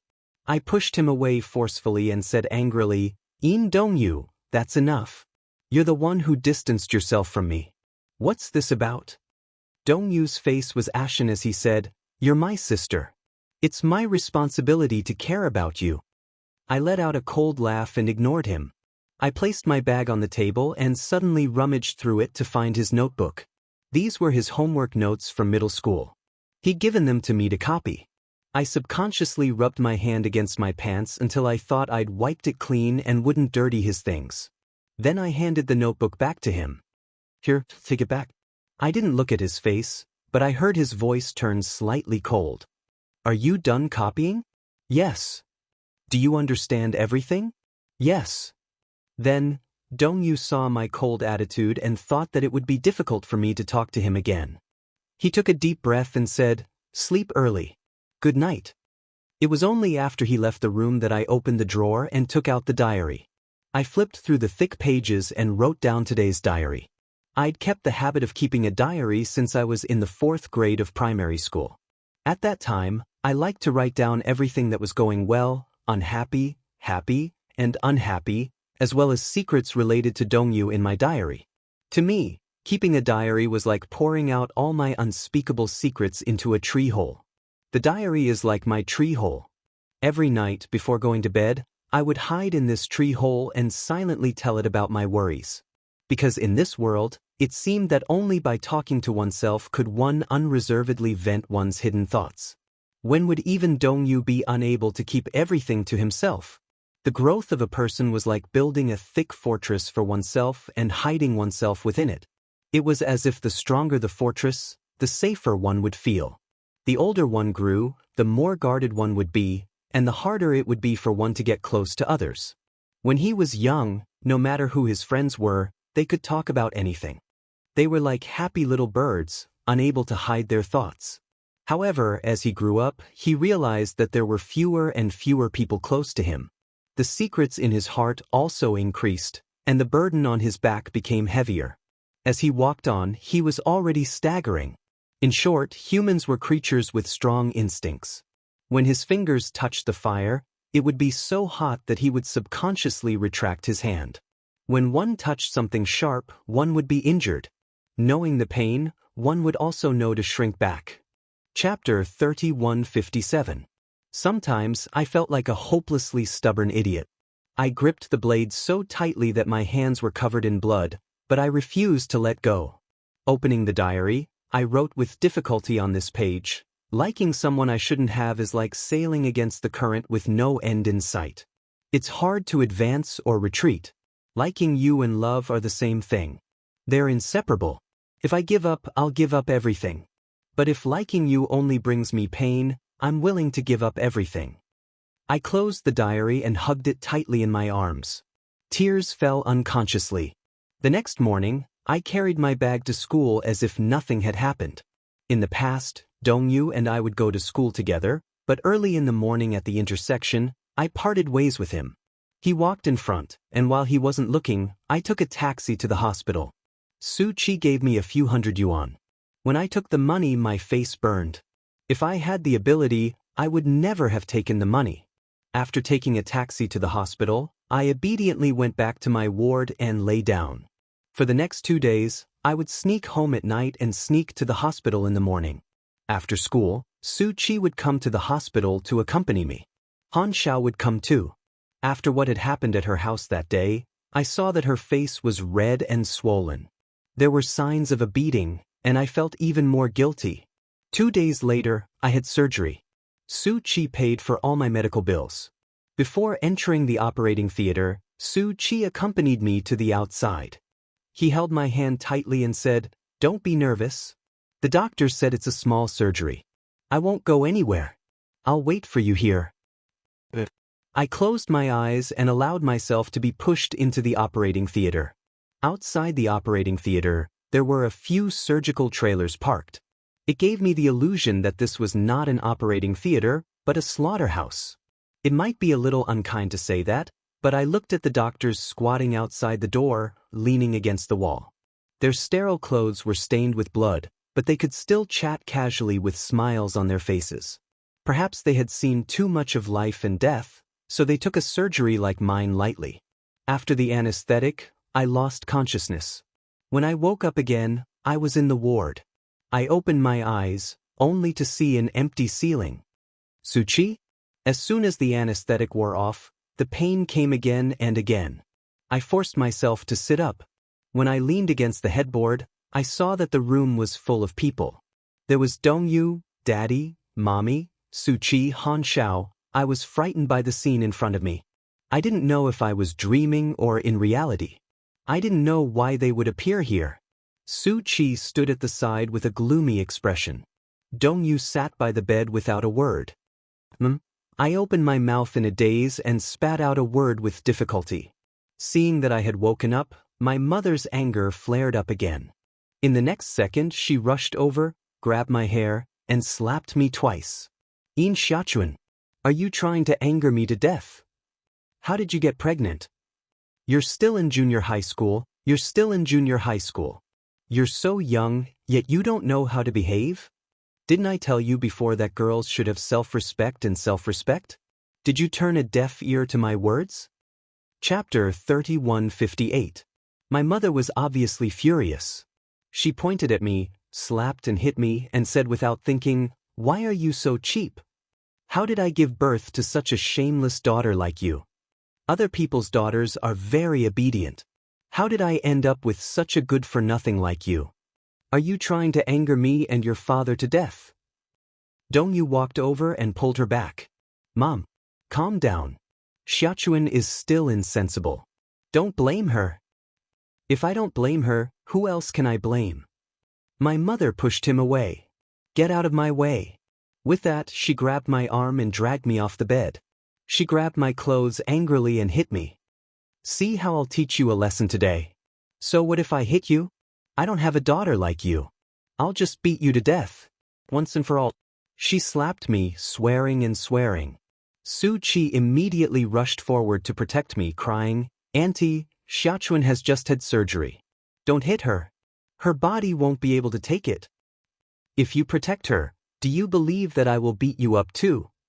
My mother shouted hysterically. "If I'd known that you were such a disappointment and made me lose so much face, I would have ruthlessly aborted you when I was pregnant with you. I shouldn't have kept you. If only I had aborted you. I don't have a daughter like you. I don't have a daughter like you." When I heard this, my body trembled violently. I knelt on the ground in front of her with a numb face. "Mom, I know I was wrong. So, hit me hard, okay? I won't complain even if you beat me to death. But, don't scold me, okay? I would also feel humiliated. I would also feel ashamed. I would rather she hit me hard than say such cruel words." When Dongyu heard this, he seemed to break down. He rushed up to her and pushed her away, shouting at her, "Mom, shut up. It's time to stop." He turned to look at me, his eyes filled with heartache. He clenched his fists and said, "She's my sister and your daughter. Don't you think it's too cruel of you to say that?" "You?" His mother looked at him in shock. She probably found it hard to imagine that Dongyu, who had always been obedient, would refute her like this. Dad stood by the side and sighed. He questioned me, "Then tell me, who is the father of the child? Who did this to you?" I didn't speak. Dongyu looked at me nervously. Suddenly, he knelt beside me and pulled me into his arms. He said to his father, "Dad, don't force her. If she doesn't want to talk about it, then don't ask anymore. Such a big thing has happened, can I even ask about it?" Her father said angrily, "If she doesn't tell us who that boy is, she'll never step into this house." Su Qi suddenly stood up. "It's me." His mother looked at him in shock. "It's you?" Dongyu suddenly raised his head and glared at him angrily. His eyes were bloodshot and scarlet. "Su Qi, is it really you?" "It's me." Su Qi nodded and gritted his teeth. "So, I will take responsibility." Dongyu suddenly stood up and punched him in the face. "Su Qi, you bastard!" I had never seen Dongyu so furious. It was as if he had transformed into a ferocious beast. He pinned Su Qi to the bed and punched him in the face. The scene was chaotic. Chapter 3159. The scene was chaotic. Even I was shocked and couldn't react for a long time. My father immediately stepped forward to stop him. Su Qi pushed Dongyu away and said angrily, Dongyu, calm down." However, Dongyu grabbed him by the collar with both hands and glared at him. He roared, I warned you, I warned you." I covered my ears and screamed, "Stop hitting him." Everyone was stunned and turned to look at me. My body swayed as I said weakly, "It's not him." "What?" Dongyu was stunned as well. Su Qi frowned slightly. Before he could stop me, I said again, "It's not him, it's really not him. So, stop hitting him, stop hitting him." Han Xiao couldn't stand it anymore. She came over and hugged me, pleading, "Uncle, Auntie, I know I have no right to speak. This is your family matter, but Xiaochuan knows she's in the wrong." "But what does she know? How much care have you guys shown her? She doesn't know anything. When she makes a mistake, you only know how to hit her and scold her. But who really cares about her?" Han Xiao started crying. If one has to pay the price for doing something wrong, Xiaochuan has already paid the price. Isn't that enough? Isn't that a heavy enough price? Are you heartbroken for her, or are you heartbroken for your own reputation? I bit my lip hard to stop my tears from falling. In the past, whenever I made a mistake, my mother would question me angrily whenever I cried. How could I have the cheek to cry after doing something wrong? I didn't have the face to cry, so I tried my best not to. I didn't want to make them angry anymore. Not at all. I had no idea how the farce ended. I only knew that my parents insisted on returning the medical fees to Su Qi and then went back. They left Dongyu and Su Qi to take care of me. At that time, I didn't know how Dongyu felt when he stood guard by my bedside, or how he looked at me with those eyes. All I knew was that he was lying next to me, hugging me tightly even in his sleep. It was as if he wanted to give me the greatest sense of security he could possibly give me. I looked at his face. His eyes were closed and he looked calm. However, his brows were slightly furrowed. Even in his sleep, it was hard to calm down. I also wanted to hug him tightly, but every time I raised my hand in the air, I would retract it resentfully. She couldn't hug him. If he didn't approach her, he wouldn't have any thoughts about her. If you don't touch it, your heart won't be affected. We could no longer be like when we were young. When we were in our hometown, I would hug him, pinch his nose from time to time, ravage his hair, and then lean on him to listen to his stories. But now, we can't do that anymore.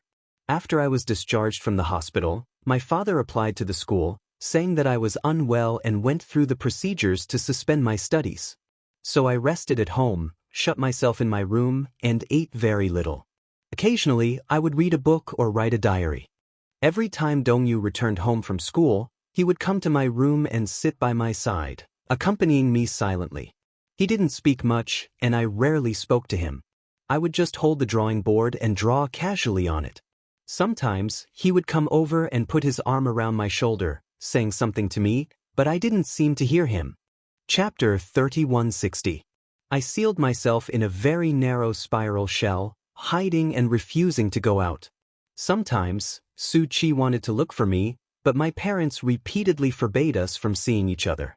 He would call the landline at home. I didn't have a phone in my room. When my mother received his call, she would scold him and hang up. However, he still persevered and called every 2 or 3 days. As for me, it was as if I had lost my mind.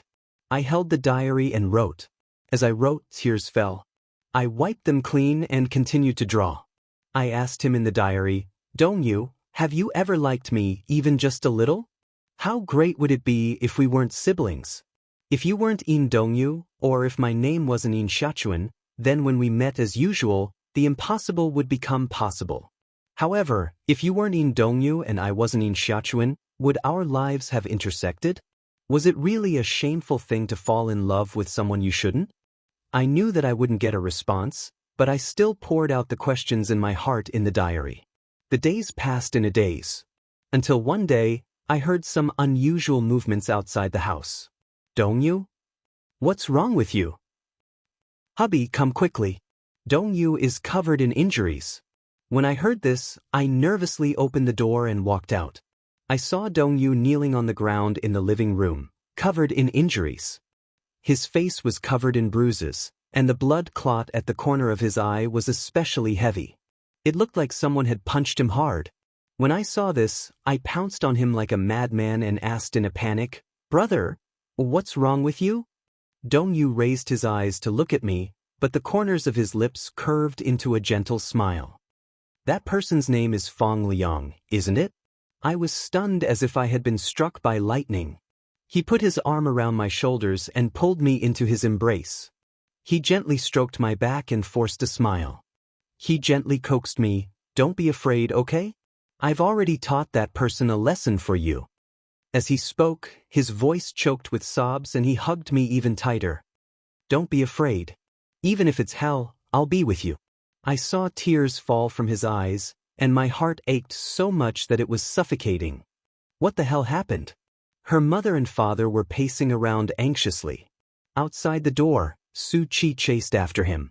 He was also covered in injuries.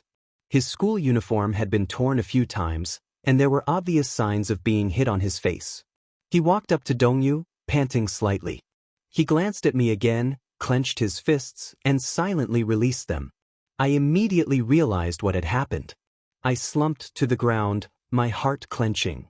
It all started when Su Qi and Dongyu bumped into a group of young men on their way home. One of them was Fong Liang.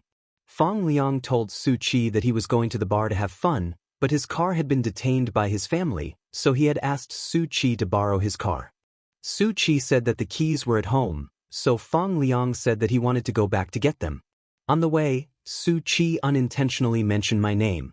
As I was grounded and could hardly leave the house, he could only get news of me from Dongyu. When Fong Liang heard my name, he found it familiar. After asking, he suddenly smiled contemptuously and said, "Oh, so it's her." Chapter 3161. Have you forgotten? That day, we went to the KTV to sing. Your little girlfriend was there too. But didn't you guys break up? Su Qi was vague. Fong Liang suddenly smiled ambiguously and said casually, "Su Qi, you can't do it. Isn't it a pity to break up after dating for so long without having sex? However, as your brother, I'll do it for you." As soon as he said that, before Su Qi could react, Dongyu grabbed him by the collar with an ashen face and punched him hard in the face with a devastating fury. A few young men who were with Fong Liang came over to hit him when they saw this. Su Qi reacted and the group got into a scuffle. However, Su Qi and Dongyu had always been clear about their grudges. They were covered in injuries, but Fong Liang was seriously injured. He had broken ribs, broken fingers, multiple soft tissue injuries, and a moderate concussion. Dongyu hugged me and kept mumbling, "Why did you hide it from me? How could you hide it from me?" I hugged his waist helplessly, tears streaming down my face. Not long after, the police arrived and brought Su Qi and Dongyu back to the police station for investigation. I took a taxi with my parents and rushed to the police station. Only then did I find out that Fong Liang had been seriously injured. As it involved serious injuries, this was no longer a simple fight between students. Any minor injuries would constitute a criminal case. Soon, Fong Liang's relatives arrived. They were a man and a woman. The man claimed to be Fong Liang's brother, and the woman was Fong Liang's mother. The two of them were arrogant and showed off in front of the police station, saying that they would severely punish the two criminals, Su Qi and Dongyu. Beating someone up at such a young age? Fong Liang's mother was dressed elegantly. It was said that the Fong family was considered a prestigious family in the capital. They came from the guest house and had a powerful background. I later found out about the rumors about Su Qi. Someone saw Su Qi accompanying a girl to the hospital for an abortion. I asked Su Qi about it, and he said that the girl was pregnant, but it wasn't his. He refused to say who had gotten her pregnant, saying that it was a secret. Only then did I know that this person was Fong Liang. Perhaps it was because of their family background and their father's background that no one dared to offend the Fong family. Fong Liang was the only child in the family, so he was spoiled since he was young. When he was in junior high school, he hung out with the youths in society. When he was in high school, he drove luxury cars to nightclubs and bars. His father wanted to arrange a good future for him. Through his connections, he arranged for him to go to a famous university. However, he was not in the mood to study at all. After 2 years, he quit school and stayed at home. Now that Fong Liang was seriously injured and in the hospital, the Fong family must be furious. Therefore, when they were at the police station, they were so arrogant that they were cursing. "Who are the two students who beat up my brother? Stand out. I'm going to break their legs today." On the surface, the police pretended to sternly stop them, but they didn't do anything substantial to stop them. It seemed that they were more or less afraid of the Fong family's power. On several occasions, when Fong Liang's brother found out that we were Dongyu's family, he pretended to rush up to us. If the police hadn't stopped him, he would have swung his fist at us. His mother was so scared that she was trembling and out of her wits. Chapter 3162. While I was on tenterhooks, I heard Fong Liang's mother say angrily outside the door, "My son has always been very precious. Since he was young, no one dared to touch him. Now he's lying in the intensive care unit, his life and death unknown.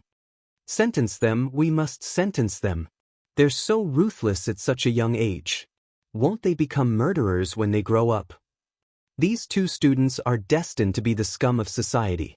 It's not too much to sentence them to death. If the law can't sentence them, my Fong family is not to be trifled with. Just wait and see. After I heard that, I struggled for a long time in my heart. Suddenly, I didn't know where the courage came from. Suddenly, I stood up and walked out of the door until I stopped in front of the woman. When she saw me, she frowned. I spoke before she could say anything. "Auntie Fong, I suggest that you come forward and reconcile with our family." "Oh, you're the sister of the student who hit someone, right?" What an arrogant tone. Get lost. On the side, the man said, "Suing those two students for intentional injury, they should be adults, right? The sentence won't be light." After I heard that, I clenched my fists and pretended to be calm. "If you dare to sue my brother for intentional injury, then I'll sue Fong Liang for rape of an underage girl." My parents chased after me. When they saw this scene, they were stunned on the spot. My mother quickly came up to pull me. I shook off her hand and stared at Fong Liang's mother without blinking. Rape of an underage girl? I clenched my fists, took a deep breath, and said word by word, "I just had an abortion a few days ago. Fong Liang took me to a hotel while I was drunk. You don't know about this, right? Fong Liang should be 20 years old, right? Since he's already an adult, then the crime of raping an underage girl is much more serious than intentional injury, right? If you insist on making a big deal out of this, I don't mind accompanying you to the end." Fong Liang's mother said angrily, "Based on your words, what evidence do you have to say that my son raped you?" "It's rape, Annie." I endured the unprecedented humiliation and pretended to be calm, but I said each word with tears of blood. "If you don't believe me, I think the hotel has a record of the room. Also, if an investigation is filed, I'll cooperate in all aspects. No matter how you want to collect evidence, I'll accept it. Well, I know that the Fong clan is quite powerful. Commoners like us can't compete with you."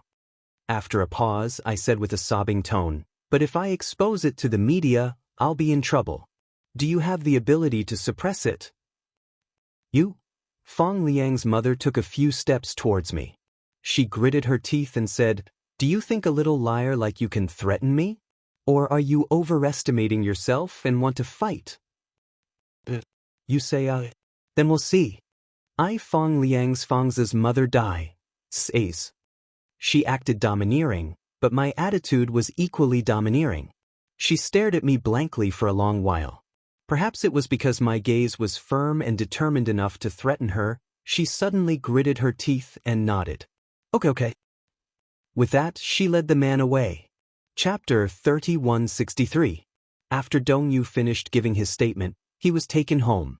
After 2 days of trepidation, the police station called and said that the Fong family had agreed to a settlement. "You guys are so lucky. After offending the Fong family, you actually have the ability to get those people to settle the matter peacefully." When I found out that Dongyu and Su Qi were fine and only slightly injured, the Fong family didn't pursue the matter. They were probably afraid that I would blow the matter up.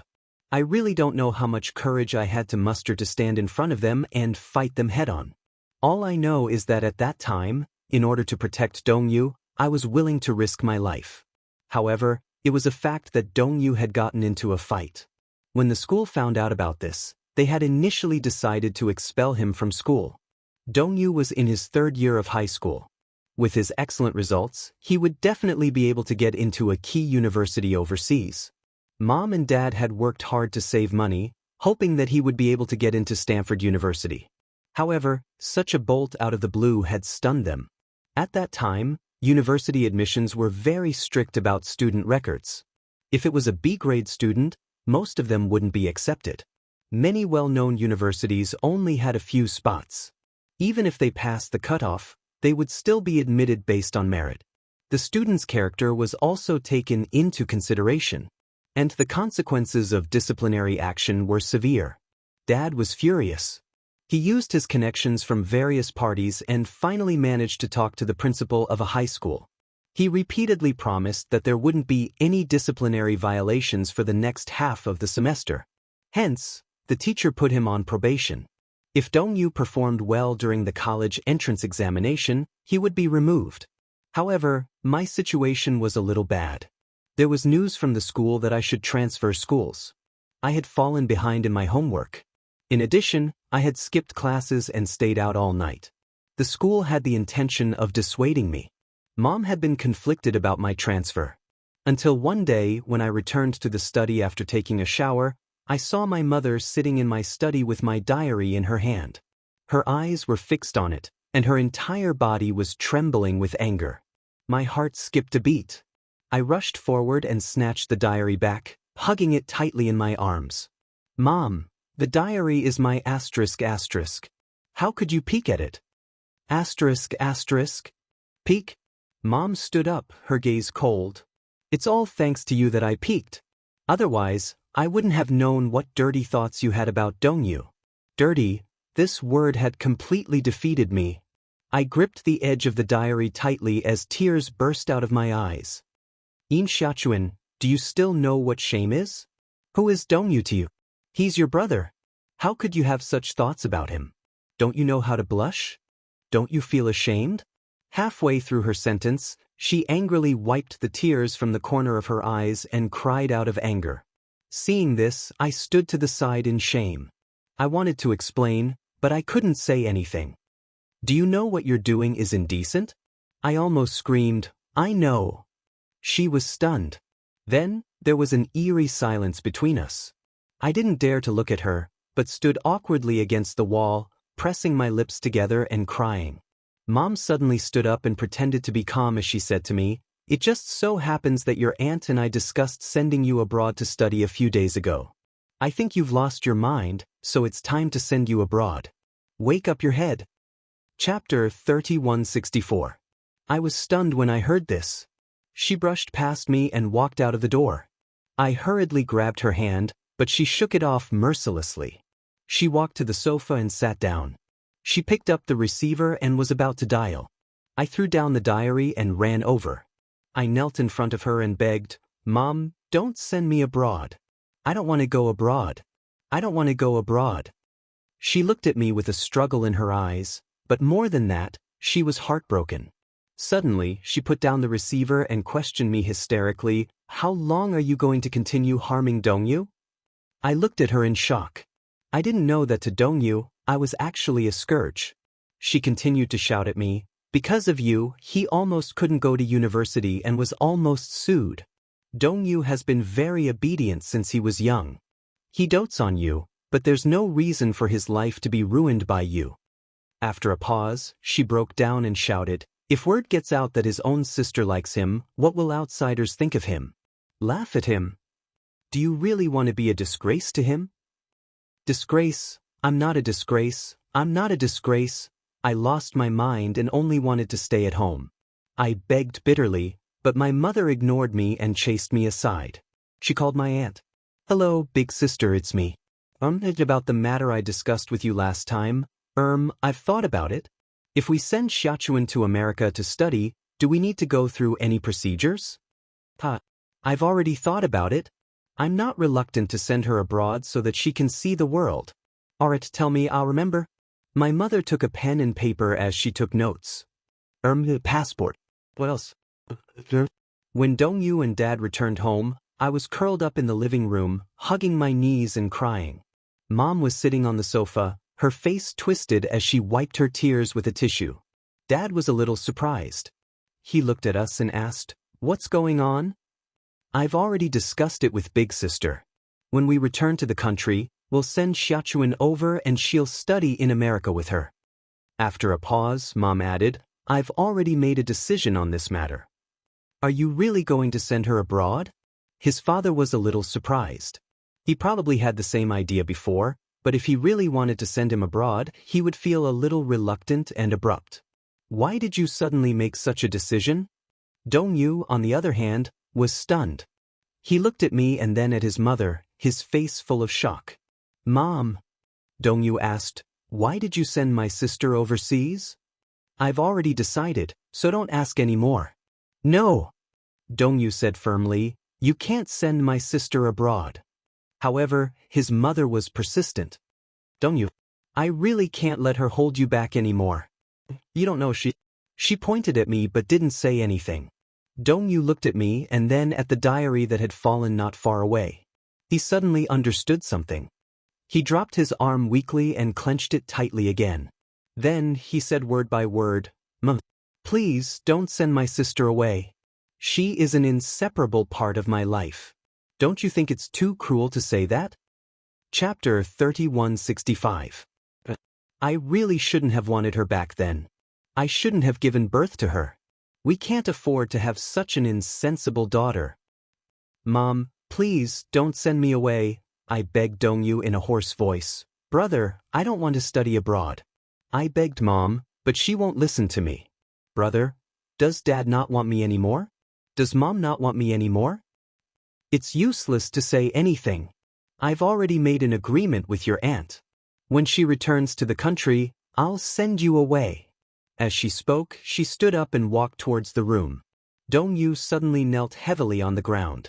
Finally, he broke down and cried bitterly. Want her. Even if you don't want her. Want her. If the whole world doesn't want her, I want her. If you send my sister away, I swear, I'll be irreconcilable with you. Bastard! You shut up. His father slapped him in the face, pointed at him and scolded, Take back your words. Want her. Dongyu was unbelievably stubborn. You can't send her away. Slap. Another slap. I cried and hugged Dad's trouser leg. Dad, stop hitting me. Stop hitting brother. Dad didn't even look at me. He glared at Dongyu with bloodshot eyes. The father and son confronted each other for a long time. Dongyu looked up and said, I want her. Slap. Want her. Slap.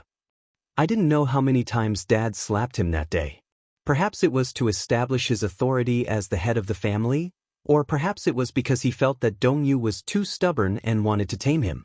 But Dongyu was more stubborn than I had imagined. Even though his face was flushed with blood, he still repeated, I want her. I want her. I want her. That night, Dongyu was locked on the balcony while I was locked in the room. I leaned against the window and watched Dongyu's upright figure kneeling on the balcony. His back was facing me as he faced the balcony. The cold wind outside the window was getting stronger, but I couldn't go out. I couldn't go to his side and kneel with him in the cold wind. During those few days, I was locked in my room. My mother prepared 3 meals a day and brought them to me. Other than that, the door was locked from the inside. I had no access to the outside world at all. I was quarantined like a severely mentally ill person. Until one night, the door was suddenly unlocked from the inside. Startled, I sat up in bed defensively.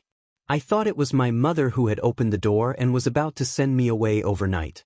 However, it was Dongyu who walked in. He had a small bag slung over his shoulder. When he saw me, he put his finger to his lips and shushed me. They're all asleep. He walked in and closed the door slightly. Then he walked to my bedside and whispered, I stole the key and some money. I'll take you away, okay? You're taking me away?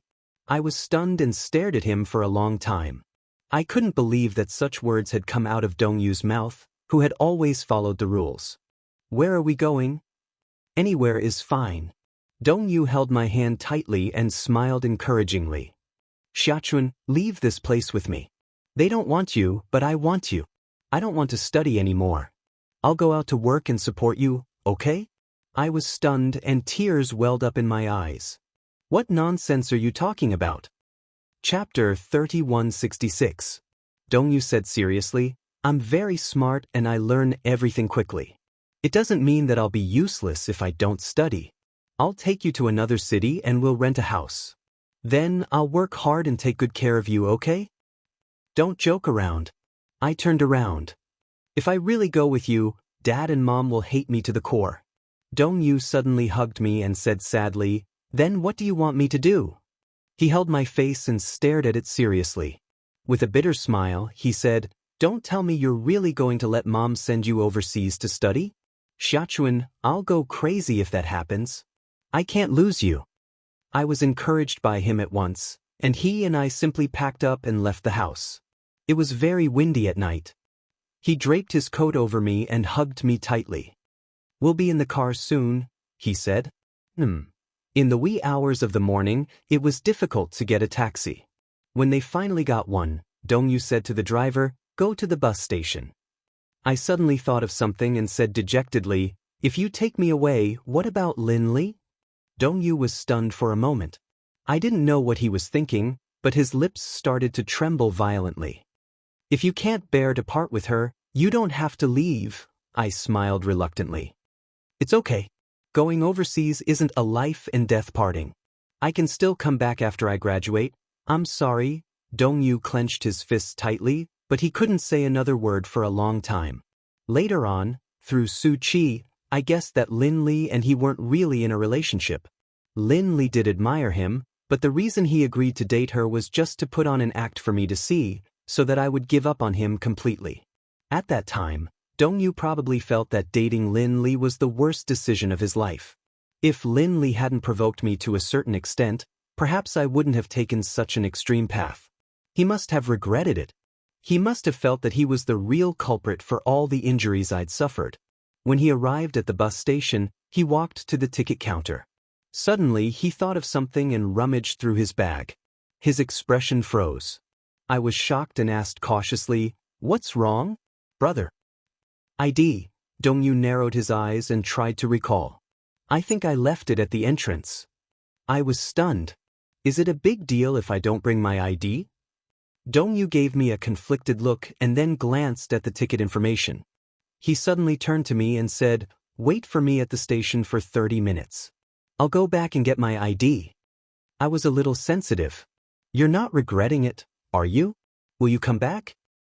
"No, I promise you I will definitely come back."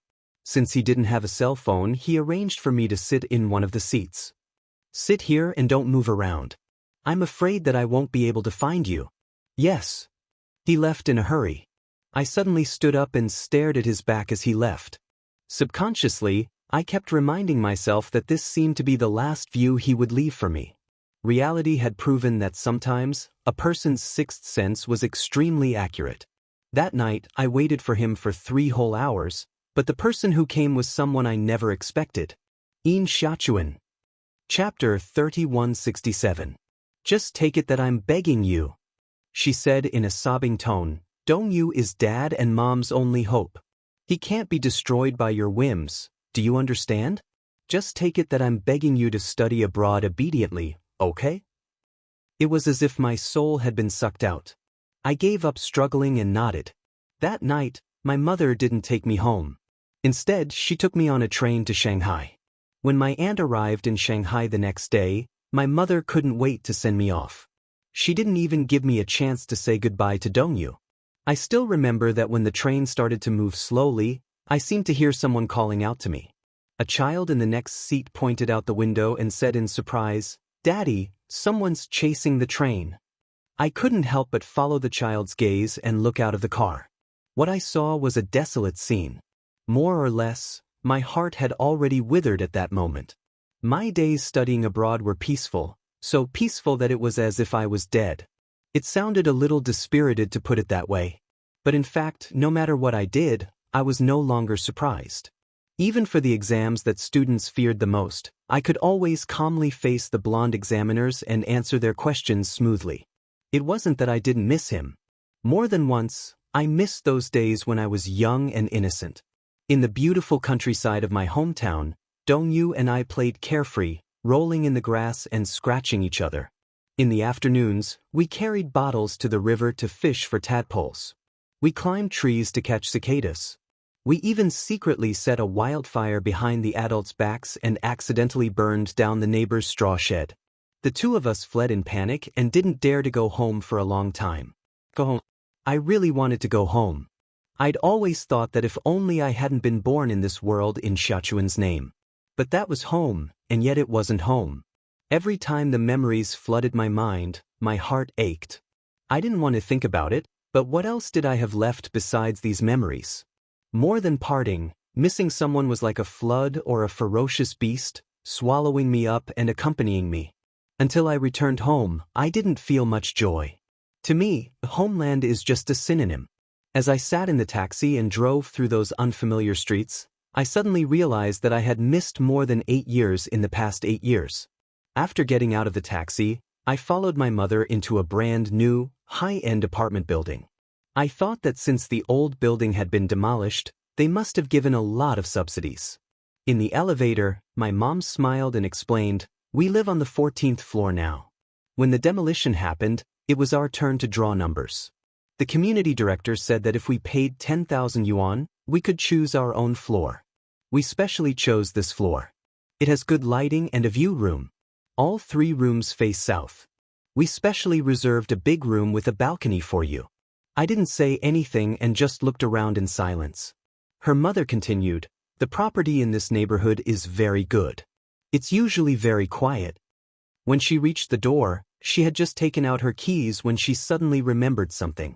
She turned around and asked me tentatively, "Xiachuan, it's been more than a year since you graduated from school, right?" I nodded silently. Chapter 3168. Looking at the anticipation in her eyes, I smiled faintly. I've never thought of coming back. It's good to be in America. It's quiet and there's no disturbance.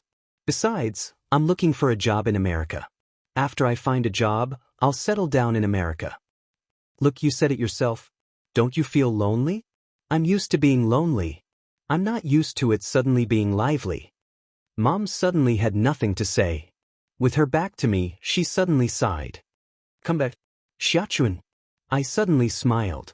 Mom, you've forgotten that America is my home. I saw her expression change, but it quickly surfaced with a smile again. She said reproachfully, "Look at you, child, what nonsense are you saying? Aya, let's not talk about this anymore. Come in first." I saw her secretly wipe away the tears at the corners of her eyes before opening the door. I stood at the door and looked at the entrance for a long time before slowly entering. Mom shouted as soon as she entered, "Hubby, our daughter is back." After a while, a figure came out of the kitchen. It was Dad. However, he looked a little old. When I saw him, the only thing I felt was that time had aged people. However, I didn't feel much else. I smiled faintly. Xiachuan, you're back." Dad chuckled. When he smiled, the wrinkles at the corners of his eyes deepened. White streaks silently crept onto his originally black hair. I only nodded and went straight into the house without exchanging pleasantries with him. He probably felt that I was as cold as an outsider and more like a guest in this house. Mom invited me to sit down on the sofa and suddenly asked, "Do you want to take a look at your room?" My room? I thought it was fun. I hadn't even lived in this house for a day. How could there be a room for me? When you moved in, Dongyu left it for you. He said that if he didn't decorate your room, this house wouldn't feel like home anymore. When I heard Dongyu's name, I nodded. She led me into the room. Although I had a lot of imagination about the room, I was still shocked when I saw the setting of the room. It had the same layout as the room I used to live in. There was a desk, a single bed, a bookcase, and a computer desk. My school bag and workbooks were neatly arranged on the desk, as if they were made of bricks. Behind her, her mother smiled and said, "Dongyu will come to your room every day and sit for a while. Then, he'll talk to the photo on the table." She walked up to me. "When I was in university, his room was always a mess. But your room is always clean. There's no dust at all." I sat down on the bed. She looked at me and seemed a little uneasy. Then she said, "Sit here for a while. Mom will go and help your dad." My cold response made her even more embarrassed. She turned around and left. In her hurry, she forgot to close the door. After she left, I walked around the room and opened the drawer. The diary was still in the same place. I was a little surprised. I hadn't expected the diary to be safe and sound. I originally thought that my mother would definitely tear it up. I picked it up and flipped through a few pages. Suddenly, I felt that there was something wrong with the diary. Under my original handwriting, there were lines of blue handwriting. Chapter 3169. I took a closer look and was stunned. Sonny. When you truly love someone, you want to have all of them. Let go and wish them happiness? But how can there be such selfless love in this world? Below, Dongyu's handwriting was delicate and strong. I once owed you 10,000 apologies, and even more so, I love you. My heart skipped a beat. I flipped another page. At the end, there was still his handwriting. Xiachuan, are you doing well in America? I tried my best to find your whereabouts and find out how to contact you, but even they don't know the landline of your apartment. Perhaps they're deliberately hiding it from me. I miss you all the time. The deeper the memory, the more pain there is. Pain is like a corner of a sunny day. The more dazzling the sun is, the deeper the shadow. It's because the past was too beautiful that the pain is even more unforgettable. I flipped to the last page. Here, month, day, Dongyu. Have you ever liked me even a little? I love you, but I don't know how deep my feelings are. I slammed the diary shut and stood up abruptly. I looked around and vaguely saw his figure in every corner of the room. The figure who tidied my bookcase. The figure who cleaned my room. The figure who sat at the table and seriously wrote in the diary. The figure who filled this room with all his memories. Your favorite is Harry Potter. I bought the complete collection. You said you wanted to watch a Harry Potter movie the most, so when the movie came out, I bought 2 movie tickets and a bucket of popcorn. I imagined watching the movie with you, imagining the little dimples at the corners of your mouth when you smiled happily. I caught 10 dolls today. In the past, when I wasn't skilled enough to catch the dolls you liked, you always laughed at me. When Wanda department store opened, I caught 10 dolls in one go and placed them by your bed. Fanta soda really doesn't taste good, but when I think about it, it's your favorite drink. Every time I see the bottle, I think of you. Little greedy cat, I bought a lot of snacks. When are you coming back to eat? The snacks are about to expire. The snacks expired and were thrown away. However, I bought a lot of potato chips, your favorite Pringles potato chips. Nowadays, there were very few places that sold this brand of potato chips. Was there any in America? I had a glass doll that I had always carefully protected and cared for.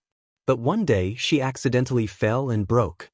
I sadly pieced it together and finally managed to piece it back together, but I accidentally lost it. I went back to the station and looked for you as hard as I could, but I could not find you. I lost my doll. Xiachuan, I miss you. If I write 10,000 lines of I miss you, will you hear my voice? I flipped open the stack of papers in a daze. The originally blank diary was now filled with the words I miss you. They were lined up neatly. Every word and every stroke was neat and tidy. It was as if I could picture his back as he sat at his desk, writing stroke by stroke.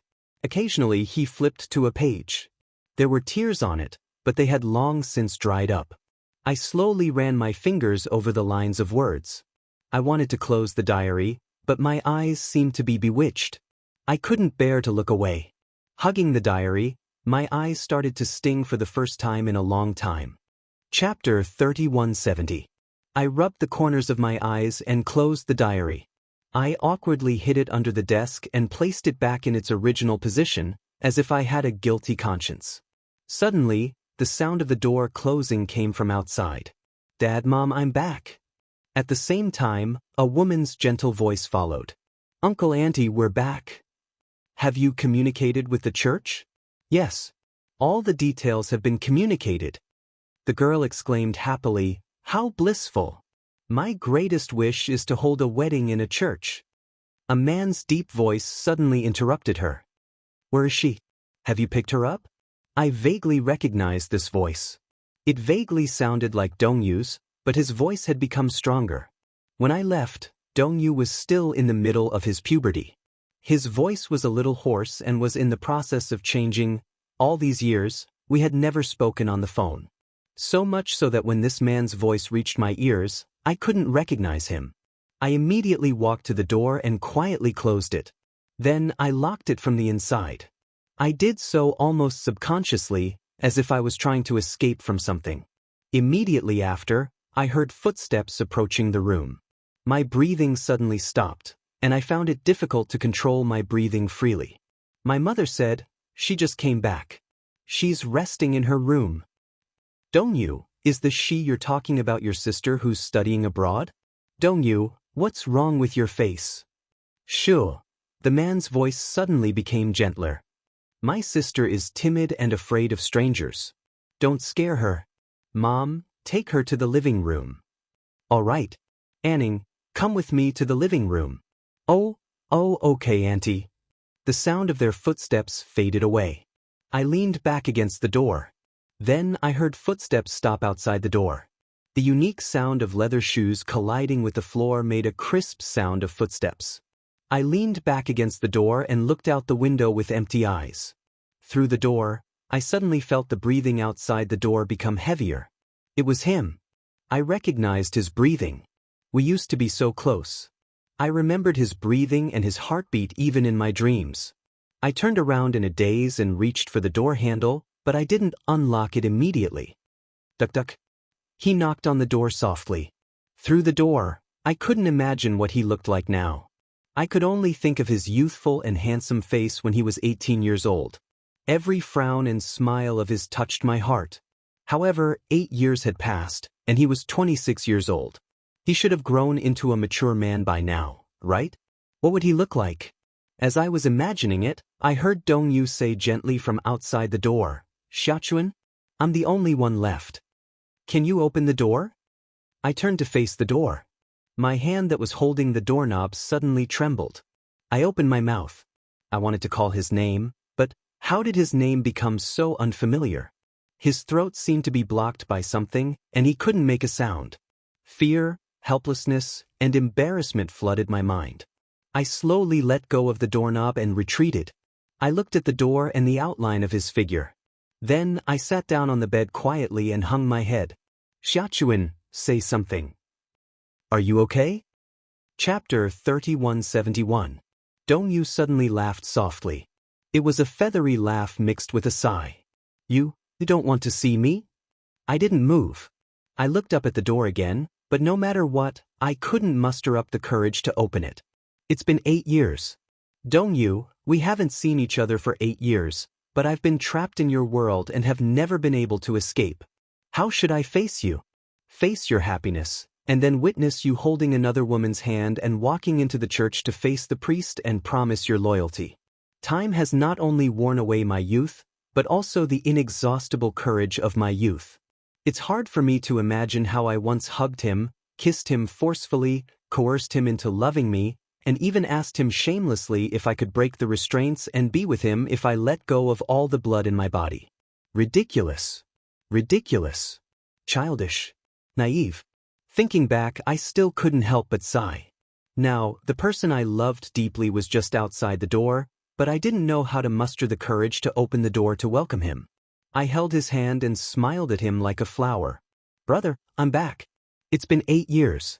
How have you been?" "Congratulations, you're married. From now on, I'll have to work hard too." "Is that so? Must he be so cruel?" Responding to cruelty with a smile is the cruelest thing, isn't it? What I wanted to ask the most was, "Dong Yu, do you really love her? That girl called Anning.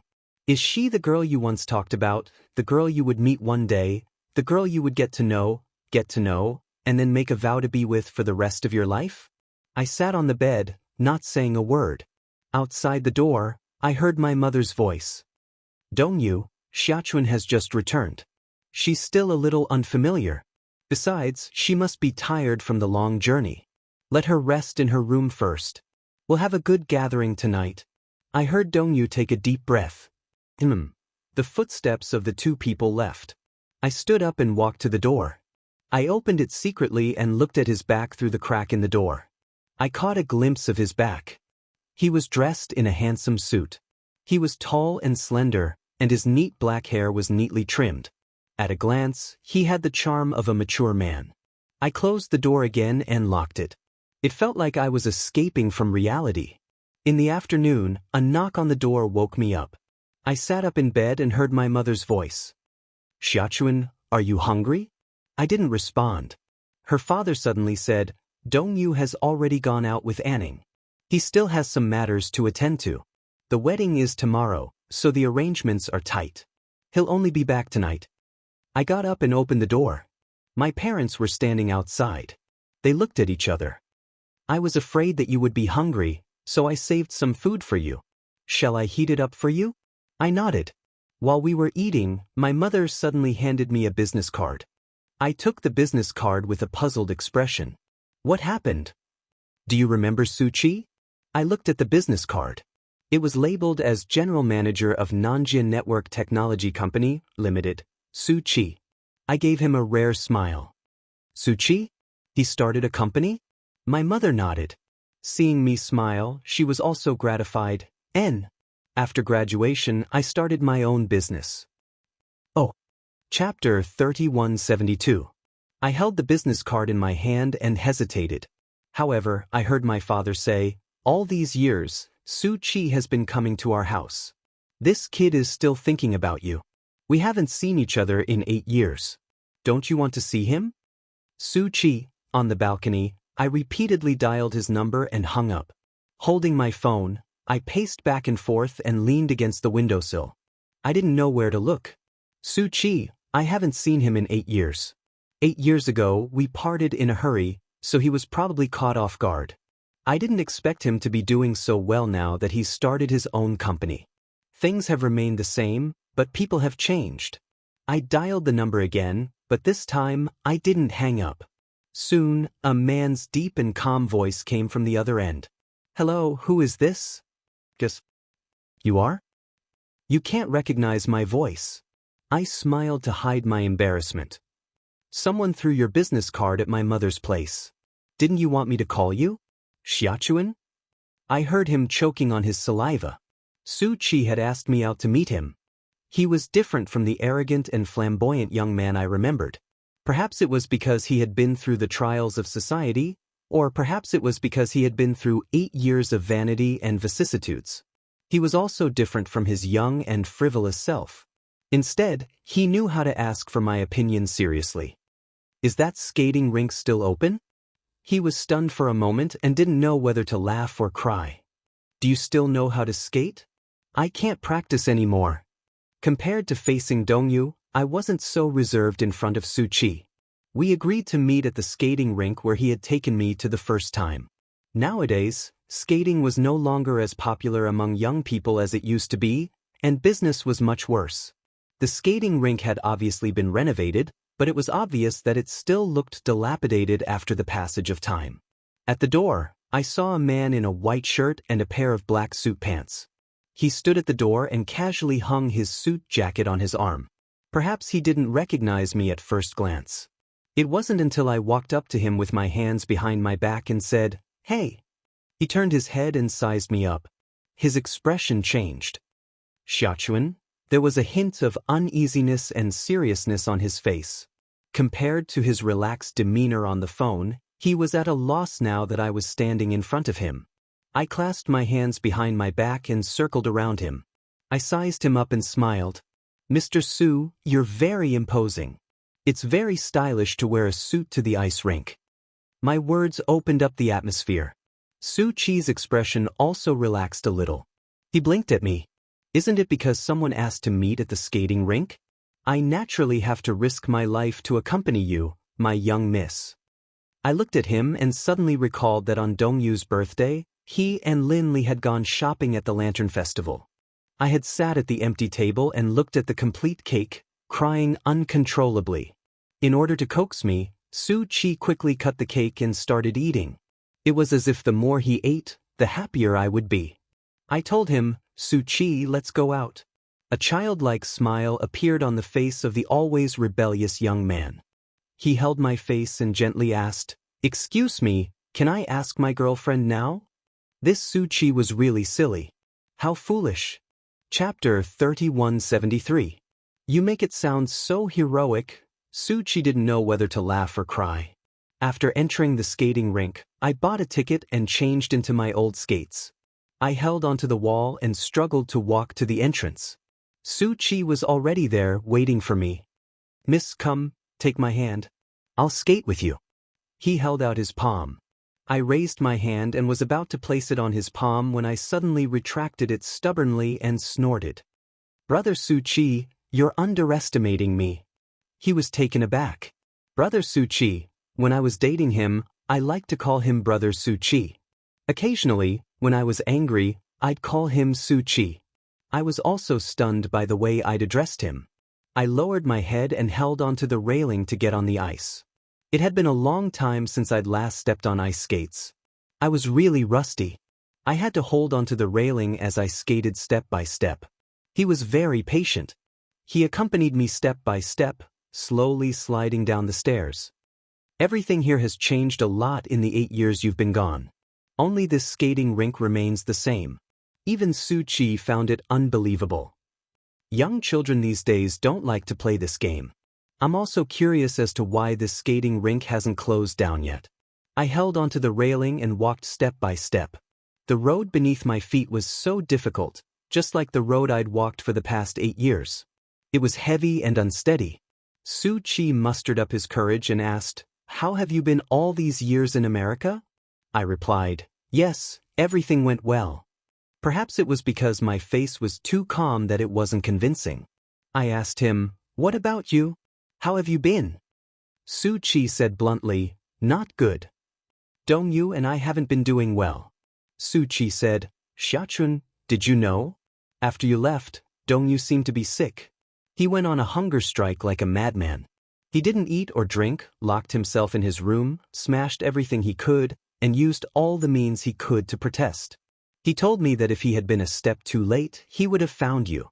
He originally wanted to take you away from the city, but due to a freak combination of factors, he returned home and was detained by his father. He desperately returned to the bus station and saw you get on the bus. He couldn't catch up with you no matter how hard he tried. He was frantically looking for you, but he couldn't find you." I suddenly stopped and raised my head to look at him. "Why are you telling me this?" Su Chi turned around and fixed his gaze on me. After that, Dongyu became anorexic. Once, I saw Auntie kneeling in front of him and carefully pushing the bowl to him. Then she coaxed him and lied to him, saying, Eat well, I'll return Xiachuan to you." However, Dongyu still refused to eat. What happened after that? Su Chi smiled. Later, Dongyu received treatment in the hospital for a month before he got better. I don't know what kind of agreement he reached with your parents, but he studied obediently and got into a key university in the country. Then, he graduated and started his own business. How about me? Su Chi smiled self-deprecatingly. Every day after you left, I thought about you. I suddenly didn't dare to look at him anymore. I held the railing and looked ahead. Gritting my teeth, I walked forward. Su Chi caught up with me easily. "What's wrong? You don't look right." I avoided him and walked forward. Chapter 3174. He suddenly took my hand and pulled me into his arms. He wrapped his arms around my waist and looked down at me. He looked at me so seriously. His eyes were so dark that they were shining. My embarrassed expression was reflected in his pupils. He curled his lips and asked subtly, "Xiachun, tell me, how do you manage to smile so easily? Can you teach me?" I was speechless. Su Chi's tone gradually tensed up. "Because just looking at you makes my heart ache so much that I can't breathe." I wanted to push him away, but he hugged me tightly again. I was a little angry, but I couldn't bear to be angry. Rather than being angry, it was more appropriate to say that I was completely pathetic. Su Chi looked at me intently. "Do you know that your name is like a thorn in my lungs? Every time I breathe, it hurts. When have I, Su Chi, ever been in such a sorry state? There are so many girls chasing after me. I can't figure out how I fell into the hands of a girl like you." I smiled. "You have bad taste. Treat it as soon as possible." Su Chi asked me in return, "What if I don't want to?" I was silent for a long time. Suddenly, I said helplessly, "Su Chi, you're 27, right? You should be married, right?" "I'm not married. I've been waiting for you." I pushed him away in a panic and barely steadied myself. With my back to him, I slid forward awkwardly. "It's impossible between us." He caught up with me easily, lingering around. "I don't care." I finally couldn't take it anymore and turned around. "Even if I don't love you, do you still want to be with me?" Su Chi said, "I'll make you fall in love with me." I said, "Su Chi, don't be like this, okay? I'm already 23, and you're 27. We're not children anymore, so don't say such willful things." He stood in front of me again and pointed at his heart. "You have someone in your heart, and similarly, I have you. When you've let go of Dongyu, I'll truly let go of you." Su Chi continued, "You keep telling me to let go of you, But why are you forcing others to do something you can't do yourself? I stopped abruptly. He hugged me from behind and said helplessly, there are many things in this world that can't be reasoned with. I love you just like how you love Dongyu. No one can interfere. It has been 8 years. Everything has changed. I pursed my lips and said casually, coming back here feels like I've arrived in a foreign country. 8 years can change a lot of things. Su-Chi, you still have many 8 years. I don't have to be involved. Haven't you lived well without me for the past 8 years? Okay? Su-Chi turned my shoulder over and gripped it so hard. Okay? Xiachuan, do you know that I went to America to look for you and frantically asked about your whereabouts? I've asked your parents about you, but they didn't say a word. I've been waiting for you to come back for so many years. Yet you say that I've been living well without you for the past 8 years? Which eye did you see it with? Which ear did you hear it with? What do you know? I'm not doing well anywhere. People are always unwilling to accept things that they have never obtained. Chapter 3175. I pretended to be relaxed and said, Su-Chi, it's not like anyone can't live without another. I didn't die after leaving Dongyu. However, he expressed his doubts. Really? I looked into his eyes and felt a little evasive. Yes, it's true. Even though I had left him and was in a foreign country, I had never hugged a pillow and curled up in the corner of the apartment, crying my eyes out. I had never lost my appetite for food and drink, staring at the bracelet he had given me and thinking of him. I had never tried my best to earn money in the huge city of Los Angeles to get a plane ticket back home, only to find out that my family had moved and I had lost contact with them. I gripped the plane ticket tightly and cried in despair. I'm alive and well. I smiled faintly. Su-Chi smiled weakly and said slowly, I'm not. I've never tried to let go of you. He hugged me even tighter, his voice trembling slightly. But I regret it. I regret it so much. This time, I won't let go before you. Xiachuan, will you be my girlfriend? Let's be together, okay? Whether it's staying in the country or going back to America with you, I'm willing to compromise. As long as you're willing to be with me. Xiachuan, will you promise me? I stood there helplessly. Su-Chi used a tough tone and a coquettish one. He repeated it over and over again, as if I didn't agree for even a moment, he would keep pestering me until the end of the world. But I was going to disappoint him. The world wouldn't end, and I wouldn't be soft-hearted and agree to it. I said to him, Su-Chi, it's impossible for me to fall in love with anyone again. It's been 8 years and I've changed a lot, but this stubbornness hasn't. Su-Chi stared at me and suddenly curved his eyes. Then I should have the right to wait for you. My heart skipped a beat.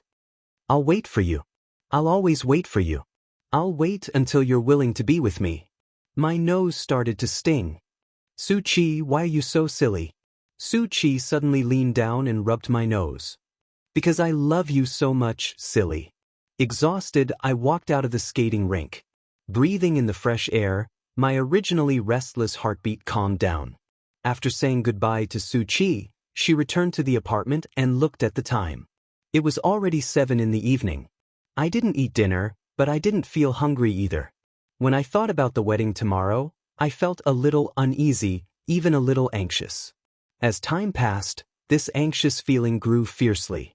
I prefer to think of it as my addiction acting up, so in order to cool down, I walked the half-hour walk from the city center to my apartment. When I reached the bottom of the apartment building, I looked up and saw the lights on the 14th floor. My heart was beating like a drum. I took out the key, but hesitantly looked at the dark window. In the end, I didn't have the courage to open the door. I think I still need to calm down. At the very least, I should learn how to face him with a peaceful mind. It was already late at night, and all the residents in the apartment had turned off their lights. There were only a few white street lamps left in front of the apartment building, but they highlighted the bleakness of the night. Chapter 3176.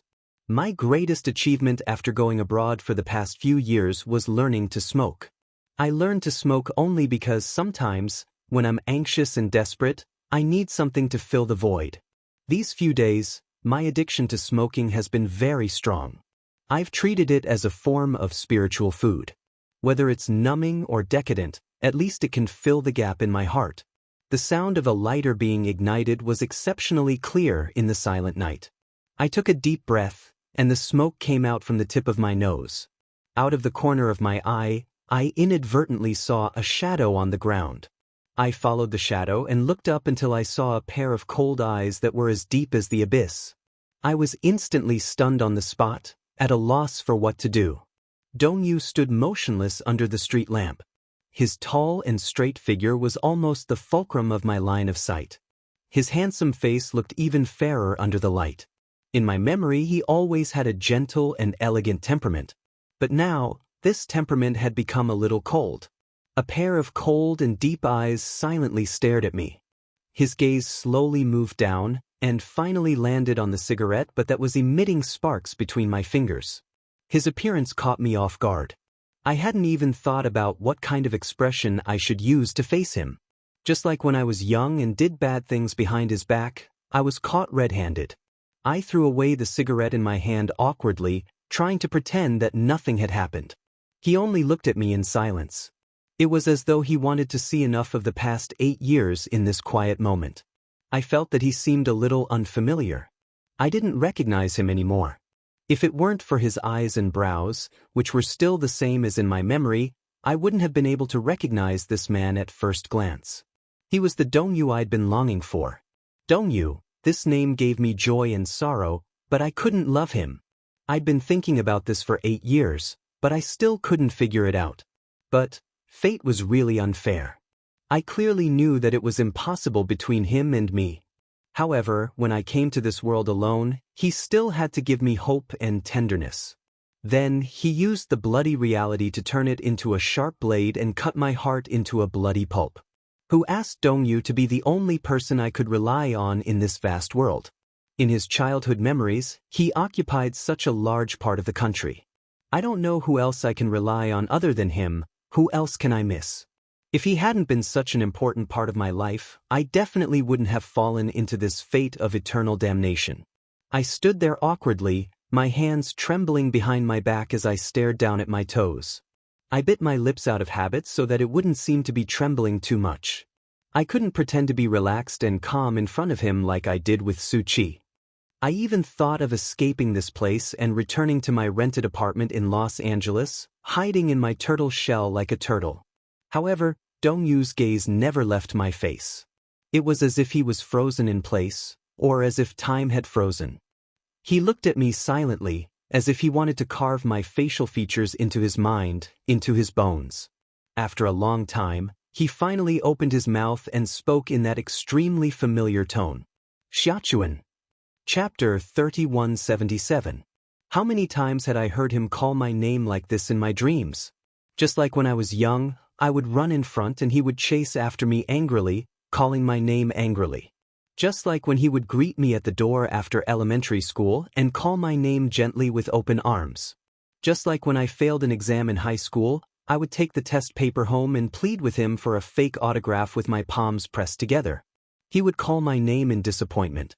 Just like countless nights when he would sneak into my room and caress my sleeping face. I would secretly open my eyes a little and hear him call my name. Xiachun Chachun. That voice once overturned rivers and seas in my mind, setting off fierce winds and fierce waves. There had also been countless difficult nights when I recalled it. It was like a silver needle piercing my eardrum, causing me to feel a sharp pain. I had clearly warned myself not to cry easily no matter what, but when I heard him call my name softly, my eyes started to sting. I lowered my head in an extremely sorry state. Taking advantage of the night, I quietly dripped the tears that had welled up in my eyes onto the cement ground under my feet. I secretly pinched my palms so that my voice would sound calmer. Xiachuan, Xiachuan? Perhaps it had been too long since he had called my name, but he kept repeating it. It sounded like he was restraining himself. I gritted my teeth and forced a smile. Brother, I heard you. How many times do you have to call me that? I didn't dare to look up, so I couldn't see the expression on his face. I only heard his deep voice ring out again. Stand there and don't move. As soon as he finished speaking, I heard him take a step forward and walk towards me. I subconsciously retreated until my back was against the wall and there was nowhere to go. It was only when a pair of slender legs came into view that I clenched my fists. All the blood in my body rushed to my head and my back instantly tensed up. Look up and let me take a good look at you. Brother, I'm tired. I want to rest early. Xiachuan, it's your wedding tomorrow. Don't you need to rest early? Xiachuan. He suddenly reached out and hugged me tightly. He said, Xiachuan, there's something I want to say to you. This sentence is 8 years late. I don't know if you still want to hear it. Dongyu's 8-year-old face seemed to appear in front of me. He stood in front of me and waved at me with a smile. He said mysteriously, Xiachuan, come here. I have a secret that I can only tell you. Curious, I leaned over and stood on tiptoe, leaning over his shoulder. He covered my ears and his warm breath brushed against my earlobes. As he whispered to me, the corners of his lips lifted into a beautiful arc. He looked so innocent and cute. I love little sister the most. I came back to my senses and curled the corners of my lips. Just like when I was young, I stood on my tiptoes and placed my hand gently on his shoulder, putting my ear close to his thin lips. Dongyu covered my ear. In Xiachuan, I love you. My eyes widened. Dongyu's mature and tender words echoed in my ears. I turned to look at him with tears in my eyes. Suddenly I laughed. I looked at him and tried my best to smile, but my eyes were getting sore. It was as if I couldn't see anything clearly. If I had been young, I would have been overjoyed to hear this. I hugged his shoulders and smiled sweetly and contentedly. Chapter 3178. 8 years had passed. Returning to this city made me feel like I no longer had a foothold here. But Dongyu, thank you. At least in your heart, there was still a place for me. I had waited for these 3 words for 15 years, and then for another 8 years. Perhaps, my youthful obsession had finally been fulfilled. Back then, I had pestered him so much and chased after him for these 3 words. But now that I had matured, hearing these 3 words again did not make me as happy as I had expected. The 15-year-old me longed for an echo of my love, but I received no response. The 23-year-old me hoped that my love would bear fruit, but in the end, it did not. As one grew up, so did one's ambition. However, I gradually learned to bear the pain and let go. I came back probably to bid farewell to this relationship. I giggled foolishly and rubbed away my tears with my hand. However, they couldn't stop flowing. Like a broken dam, they kept falling from the corners of my eyes. However, even though I was crying, I was smiling. It felt like I had been waiting for these 3 words for a century. Dongyu sucked in a deep breath of cold air and gazed at me gently with a smile on his face. The curve of his eyes made it seem like he was smiling, but when his gaze landed on my face, it was filled with desperate affection. I saw that his eyes were slightly red. His clear black and white eyes were sparkling. However, he was a 26-year-old man after all. He wouldn't cry so easily like an 18-year-old. I clenched my fists tightly and pinched the corner of my shirt nervously. Pretending to be calm, I said, I saw it in the diary. What you basically wrote in my diary, I wiped away the tears from the corners of my eyes and smiled. I saw it all. I thought of the diary again. The originally blank paper was filled with the words I miss you, neatly written stroke by stroke with a blue water-based pen. Dongyu's face was a little different from the one that was engraved in my mind. He looked even more robust now. In the past, his facial features were mixed with the feminine lines of a youth. He had delicate features and slender bones. Now, he had the heroic spirit of a young man. Especially those sword-like eyebrows, they were perfectly straight and natural. This man was once a young man whom she yearned for day and night. She could never forget him. It was also my nightmare. Every time I dreamed of it, I would wake up abruptly with tears streaming down my face. I had a lot of things I wanted to say to him, but they were stuck in my throat and I couldn't say anything. He seemed to have a lot to say to me, but he didn't say anything from the start to the end. Every girl didn't want to see the man she loved walk into the hall of marriage with another woman hand in hand. It was like a heart attack.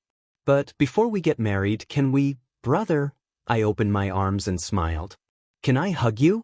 Because of these words, Dongyu's originally well-concealed smile finally cracked. He pulled me into his arms, rubbed my hair, and held my waist tightly. Suddenly he let out a sorrowful sob, crying like a child. Chapter 3179. When I was young, I would often climb trees on all fours and pick wild fruits to eat. After watching so many wuxia dramas, I felt that these wild fruits might be mysterious elixirs. Eating them would give me a certain chance of immortality. When I picked the unripe green fruit and tasted it in my mouth, it tasted sour and bitter without any sweetness. But this was my youth. Some dreams are destined to remain dreams. Some love is destined to be unattainable. Some promises are like bubbles that burst at a touch. Some lies are so realistic that they can deceive myself. But Dongyu, the worst lie in my life was to lie to myself and say that I don't like you anymore. I closed my eyes and thought that I could forget you, but the tears that flowed didn't lie to me. At the wedding, the church was decorated with fresh flowers and a white veil. It was holy and beautiful. I tidied up the flowers on the arch and turned around to see the bride rushing to the venue with the help of the flower girl. Dongyu was in charge of receiving the guests in the living room while the bride went to the dressing room to touch up her makeup. I walked to the makeup artist with the flowers in my hands and placed a bouquet of roses in a vase. When the bride saw me, she smiled in a friendly manner and pointed at me. "You're Xianxia, aren't you?" I turned around and nodded silently. "Dongyu often mentions you." The bride tilted her head and said, "Sometimes, even in his dreams, he often calls your name." My back stiffened, but I pretended to be nonchalant and went about my business. "My name is Ning." "I know your name. But you have to call me sister-in-law in the future." I turned around and asked with a smile, "Sister-in-law, how did you and Dongyu meet?" She was surprised for a moment that I had obediently addressed her as sister-in-law. When she realized my question, she immediately replied, "University classmate." Indeed. I guessed that with Dongyu's cold personality, his social circle would only be limited to his classmates and colleagues. I tidied up the bouquet seriously and asked tentatively, "You must love my brother very much, right? Otherwise, it would be difficult to tolerate his taciturn personality." "Is that how you describe your brother?" And Ning silently observed my actions and suddenly chuckled. "Ha! Marrying him was like a dream. It felt unreal. I love him very much as he loves you." My hand froze as I stared at her in disbelief. "Are you surprised? Why would I know about this?" Ning stood up and walked to me. There were only the two of us in the dressing room. She walked to my side and suddenly bumped my shoulder gently. "You know what? He has never forgotten you. I know that your position in his heart is extraordinary and irreplaceable." I couldn't help but feel puzzled. "If you knew, why did you marry him?" "Because I love him as much as you do. I have no regrets." And Ning smiled, but the smile in her eyes was extremely pure. "If you love someone, you will be so humble that you fall into the dust. Even if his heart belongs to someone else, as long as you can protect him, you will naturally accept it. Don't you think it's unfair?" I smirked. "If the man you love doesn't love you back, then this marriage must be very disloyal." "I don't think so." And Ning continued, "Feelings can be nurtured. However, I know that the only woman he loves deeply will never be with him. To me, isn't that the greatest loyalty?" The stunned look on my face became even more obvious. And Ning enunciated each word clearly. "I will work hard to make him fall in love with me. At the same time, I will be a good wife, a good daughter-in-law, a good sister-in-law." I smiled calmly, but there was no emotion in my eyes. "I wish you all the best." I tidied up the bouquet and put it aside before walking out of the door. Behind me, she suddenly said, "I think I'm very lucky. At least, I can marry the man I love." However, I didn't stop for even half a step and just left. I knew that she didn't mean any harm by saying that. She was just trying to prove her love and loyalty to Dongyu. But compared to these words, I had experienced 100 times crueler torture. Outside the church, I stood at the door and raised my head to look at the blue sky. White clouds floated gently. I pinched a rose and played with it with my fingertips. Bit by bit, I plucked off the petals and let them fall to the ground, eventually crumbling into mud. In the end, I still didn't have the courage to witness that scene with my own eyes. I ran out of the door like a deserter, but the vows had officially begun. In the church, the priest's serious voice rang out. "Ning, are you willing to take this man as your husband and enter into a marriage contract with him? In sickness and in health, in poverty and in wealth, will you love him, take care of him, respect him, accept him, and be loyal to him until the end of your life?" I lowered my head and took out the ring box from my pocket. I opened it gently. A 1-carat ring lay quietly inside. Brother, when we grow up, will you buy me a ring with a huge diamond inlaid on it like the male leads on TV and put it on my finger personally? When I was young, I made an innocent wish. Every girl must have a dream about being a bride. I dreamed that one day, I would be able to stand in a holy church and watch him put on my finger with a huge diamond inlaid on it. Then, he would elegantly put it on my ring finger and make a promise to me. However, the ring didn't have to be a 1-carat, and the wedding didn't have to be held in a church. But the man standing opposite me holding my hand had to be that person. On the night before our wedding, he took out this exquisite gift box from his pocket and opened it. Under the moonlight, the 1-carat diamond shone charmingly. It was such an unintentional sentence from his childhood, but he remembered it seriously in his heart. With my back against him, I held this small but exquisite box as if it was a treasure. With tears in my eyes, I smiled contentedly. There were so many illusory dreams in life, and one of them had actually come true. I gently took out the ring and carefully put it on my ring finger. My fingers were pressed together as I looked at the diamond ring. I couldn't help but smile and plant a gentle kiss on the diamond. My lips parted slightly, almost in sync with the voice in the church. "I do. Don't use" voice still echoed in my ears. Chapter 3180. Lu Jinyu hurriedly handed the cuddly little ball over to Xianxia. When she was in Xianxia's arms, the little girl was still crying badly. However, compared to when she was in Xianxia and Lu Jinyu's arms, she was a little more restrained. Xianxia coaxed her a little, and the rain immediately cleared up. She broke into a smile. When she smiled, her eyes were still filled with tears. Those tears that were like fragments of starlight were contained in her red eye sockets. Her jet black eyes were like shiny black jade agates. Looking at them, one's heart would soften to the extreme. Her eyes, which had just cried, seemed to be covered by a layer of fog. The corners of her eyes were slightly raised, outlining the beautiful corners of her eyes. She was like an otherworldly little angel. Lu Jinyu and Xianxia were about to drool. They were considered to be well-informed and had seen countless people. Many of their friends and relatives had their own fruits of love when they reached the age. However, little Yueyao was definitely the most adorable one they had ever seen. Actually, when the news of Xianxia's pregnancy first spread, they had guessed that with Mu Yaja and Xianxia's good genes, the daughter would definitely be juicy and beautiful. However, when they saw little Yueyao in full bloom, it was still far beyond their expectations. Xianxia was mesmerized by the sight. He was a little regretful. He was young and playful and wasn't in a hurry to find a partner. If he had a wife and a son at this time, he would definitely think of ways to become in-laws with his boss.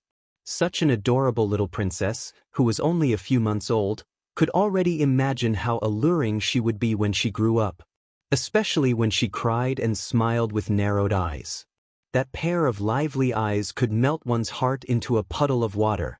However, Lu Jinyu was much more clear-headed than him. He knew that it wasn't easy to become in-laws with his boss. It was obvious to all that old madam loved her daughter dearly. How could she be so easily married to someone else's family and be coveted? She's so young, but she can already recognize people? Xianxia found it very interesting. My sister's son only knows how to cry when a stranger hugs him when he's 1 year old. Yu said from the side, "Little sis is very sensitive.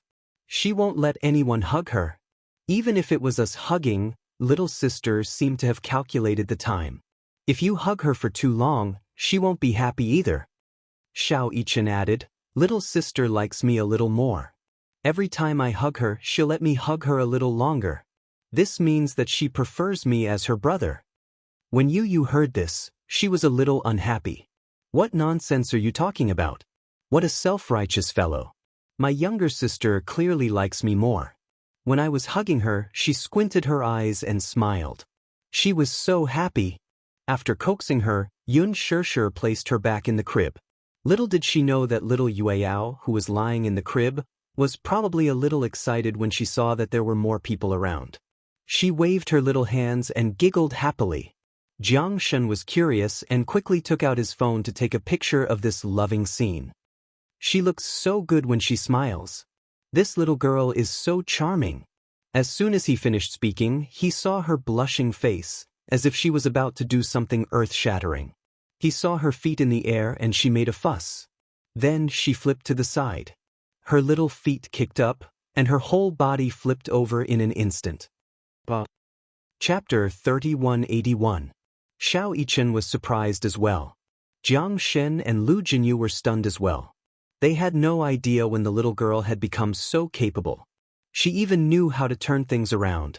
They saw the little Yueyao flapping her tiny body and sticking her butt out as she lay on the crib with her back facing the sky. Her tiny hands were clenched into fists as she casually grabbed the doll that was placed at the side. She flapped a few more times before she flipped over and lay on the bed. She held the doll with her two tiny hands and started waving it around. She babbled and her saliva stained the soft towel. Jiang Shen suddenly asked curiously, "Who's changing this little girl's diaper at home now?" Xianxia suddenly thought of something and actually burst out laughing. Jiang Shen quickly asked what was going on and why she was laughing for no reason. She then said, "I thought of someone who changed Yueyao's diaper for the first time." He didn't need to guess to know that she was referring to the eldest son. Jiang Shen widened his eyes in surprise. The eldest son knows how to change diapers? It's not like you don't know that he's been longing for a daughter. Look, now that she's born, he's doting on her like a treasure. It's as if he can't wait to do everything himself. When I told him to change the diaper, he wouldn't be able to take it. When I asked him to do it, he was full of confidence and thought nothing of it. He said that changing a diaper was no big deal. In the end, when I undid the diaper, his face was all scrunched up. It smelled so bad. After all, the child was still young. She couldn't control her urine and feces. This diaper couldn't be wrapped all the time. If it got dirty, someone had to change it. In the end, Mu Yaja didn't think it was a big deal. However, when he undid the diaper and smelled it, the smell was unforgettable. According to Mu Yaja's own description, at that moment, the smell was so bad that he wanted to go to the heavens. Although the smell was a little unpleasant, it didn't stop Mu Yaja from loving the little princess. After smelling it a lot, he got used to it. In the beginning, when they were still in the hospital, most of the time, it was the confinement nanny who took care of them. When they returned home, he did it himself. He said that his daughters but smelled good. Xianxia didn't know whether to laugh or cry. In the end, even she felt a little jealous. She watched as Mu Yaja took good care of the little princess, regardless of whether it was feeding her milk, comforting her, or changing her diapers. She gradually got used to it and was no longer so clumsy. Things started to go smoothly. Sometimes, when the two of them finally had some time together, she would hug him and joke that she had been born in the wrong body. When Mu Yaja asked her why, she said half seriously, "Why do I want to be your daughter more than your wife?" "Papa Yaja." As soon as she said this, Mu Yaja pressed her down and pecked the corner of her lips lightly. He said playfully, "It seems that I have indeed neglected someone these few days." He served his daughter well, but neglected his wife. "Madam, how do you want me to make up for it?"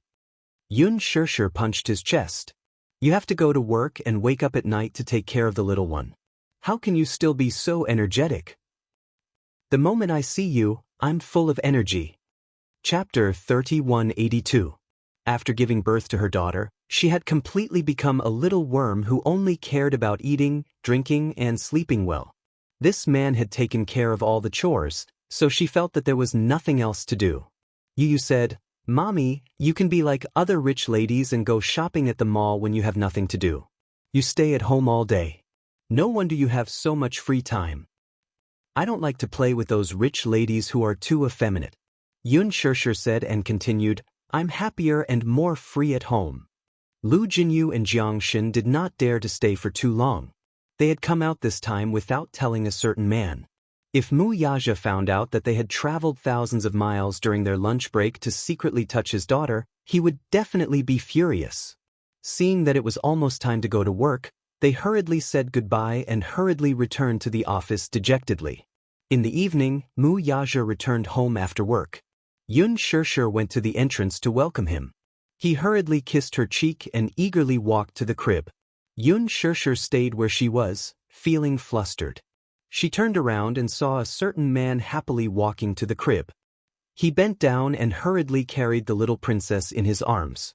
He did not even look at the little girl who was sleeping soundly at the moment. He did not care.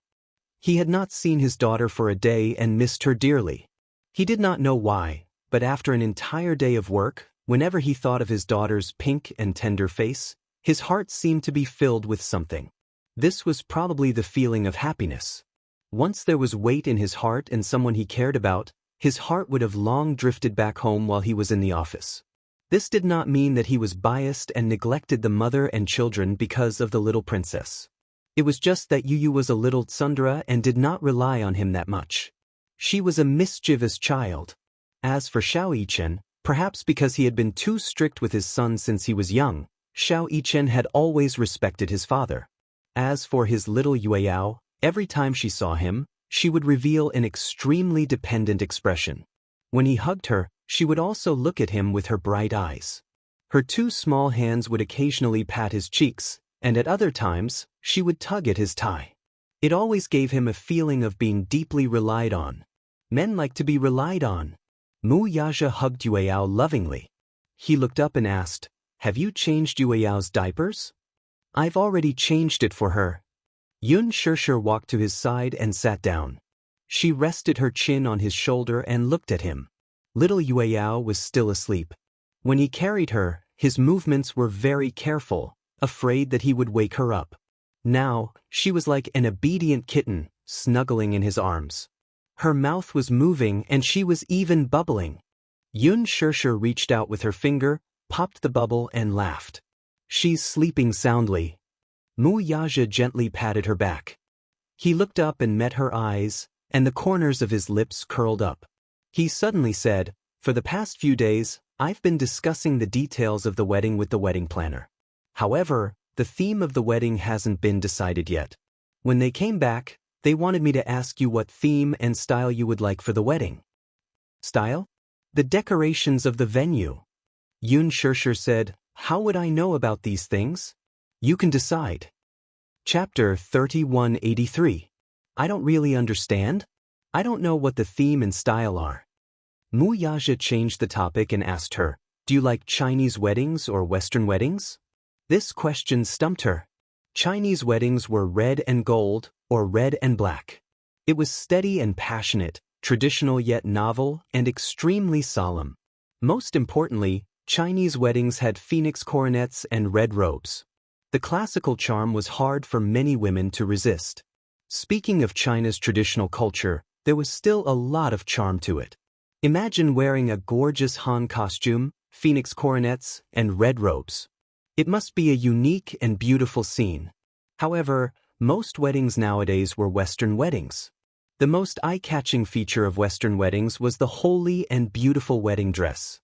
Holy and snow white. Whether it was the style of a fishtail or the style of a princess's tutu, every wedding dress had its own characteristics. Flowers, an arch, a sacred and solemn vow, a custom-made wedding cake, and a champagne tower were also not bad. Yun Shishir was a little conflicted because whether it was a Chinese wedding or a Western wedding, she liked them both.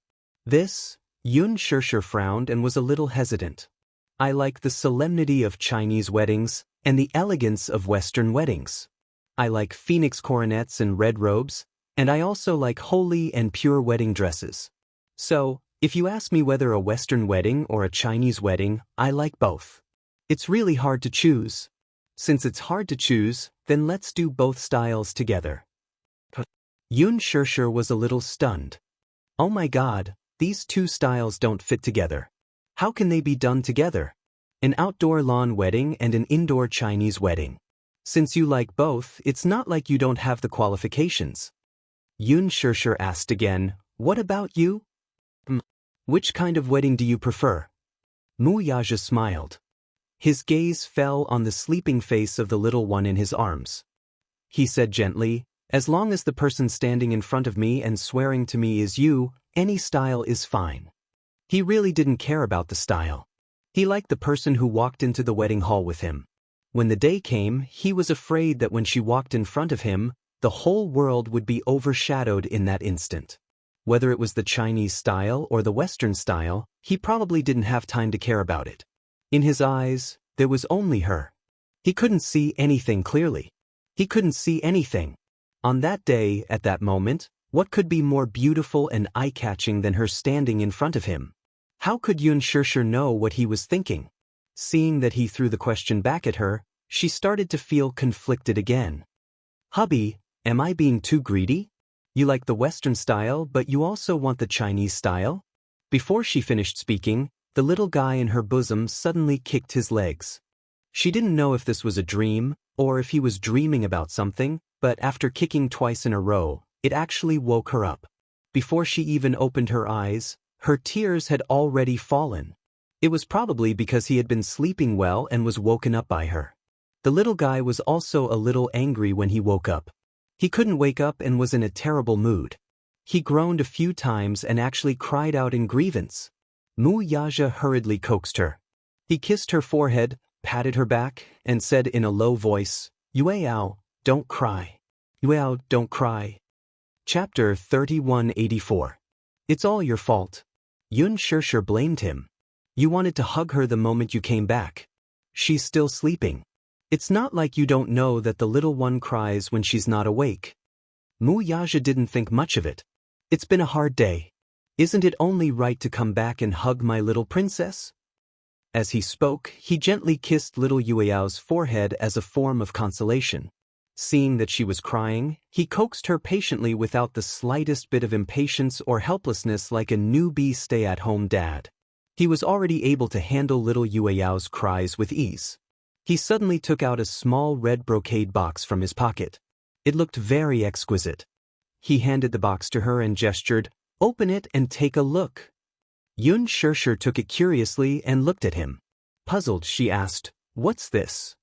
"Open it and you'll know." Xianxia raised her eyebrows and opened the box. Inside the box lay a small but exceptionally exquisite longevity lock made of pure silver. Longevity locks, also known as longevity strands, were usually worn during a 100-day banquet or when a child was 1 year old. The longevity lock was worn to prevent diseases and spirits from invading and harming the child. In ancient times, people believed that once a child wore a lock, he or she would be able to grow up safe and sound. Longevity locks were mostly made of pure silver and were engraved with the words, "Long life and riches." People believed that locks were sealing devices. Once a door or box was locked, it could only be opened with a key. Therefore, it was believed that longevity locks could lock up health and life. This was a rather superstitious way of saying it. At first, Wuxia didn't pay much attention to this. After all, he didn't have much experience and didn't understand many of the more traditional rules and sayings. However, on the 100-day banquet, a female guest suddenly asked, "Why didn't you give the child a longevity lock?" When Wuxia heard this, he was a little puzzled. What was a longevity lock? Thus, the upper-class lady explained it to him. Wuxia didn't think much of it. However, when he returned home from work today, he didn't know why, but he went to the jewelry store and chose a nice design. He bought a longevity lock for his little Yueyao. Longevity lock? Xianxia was surprised and said coquettishly, "Didn't you say that these are all superstitions and not to be believed?"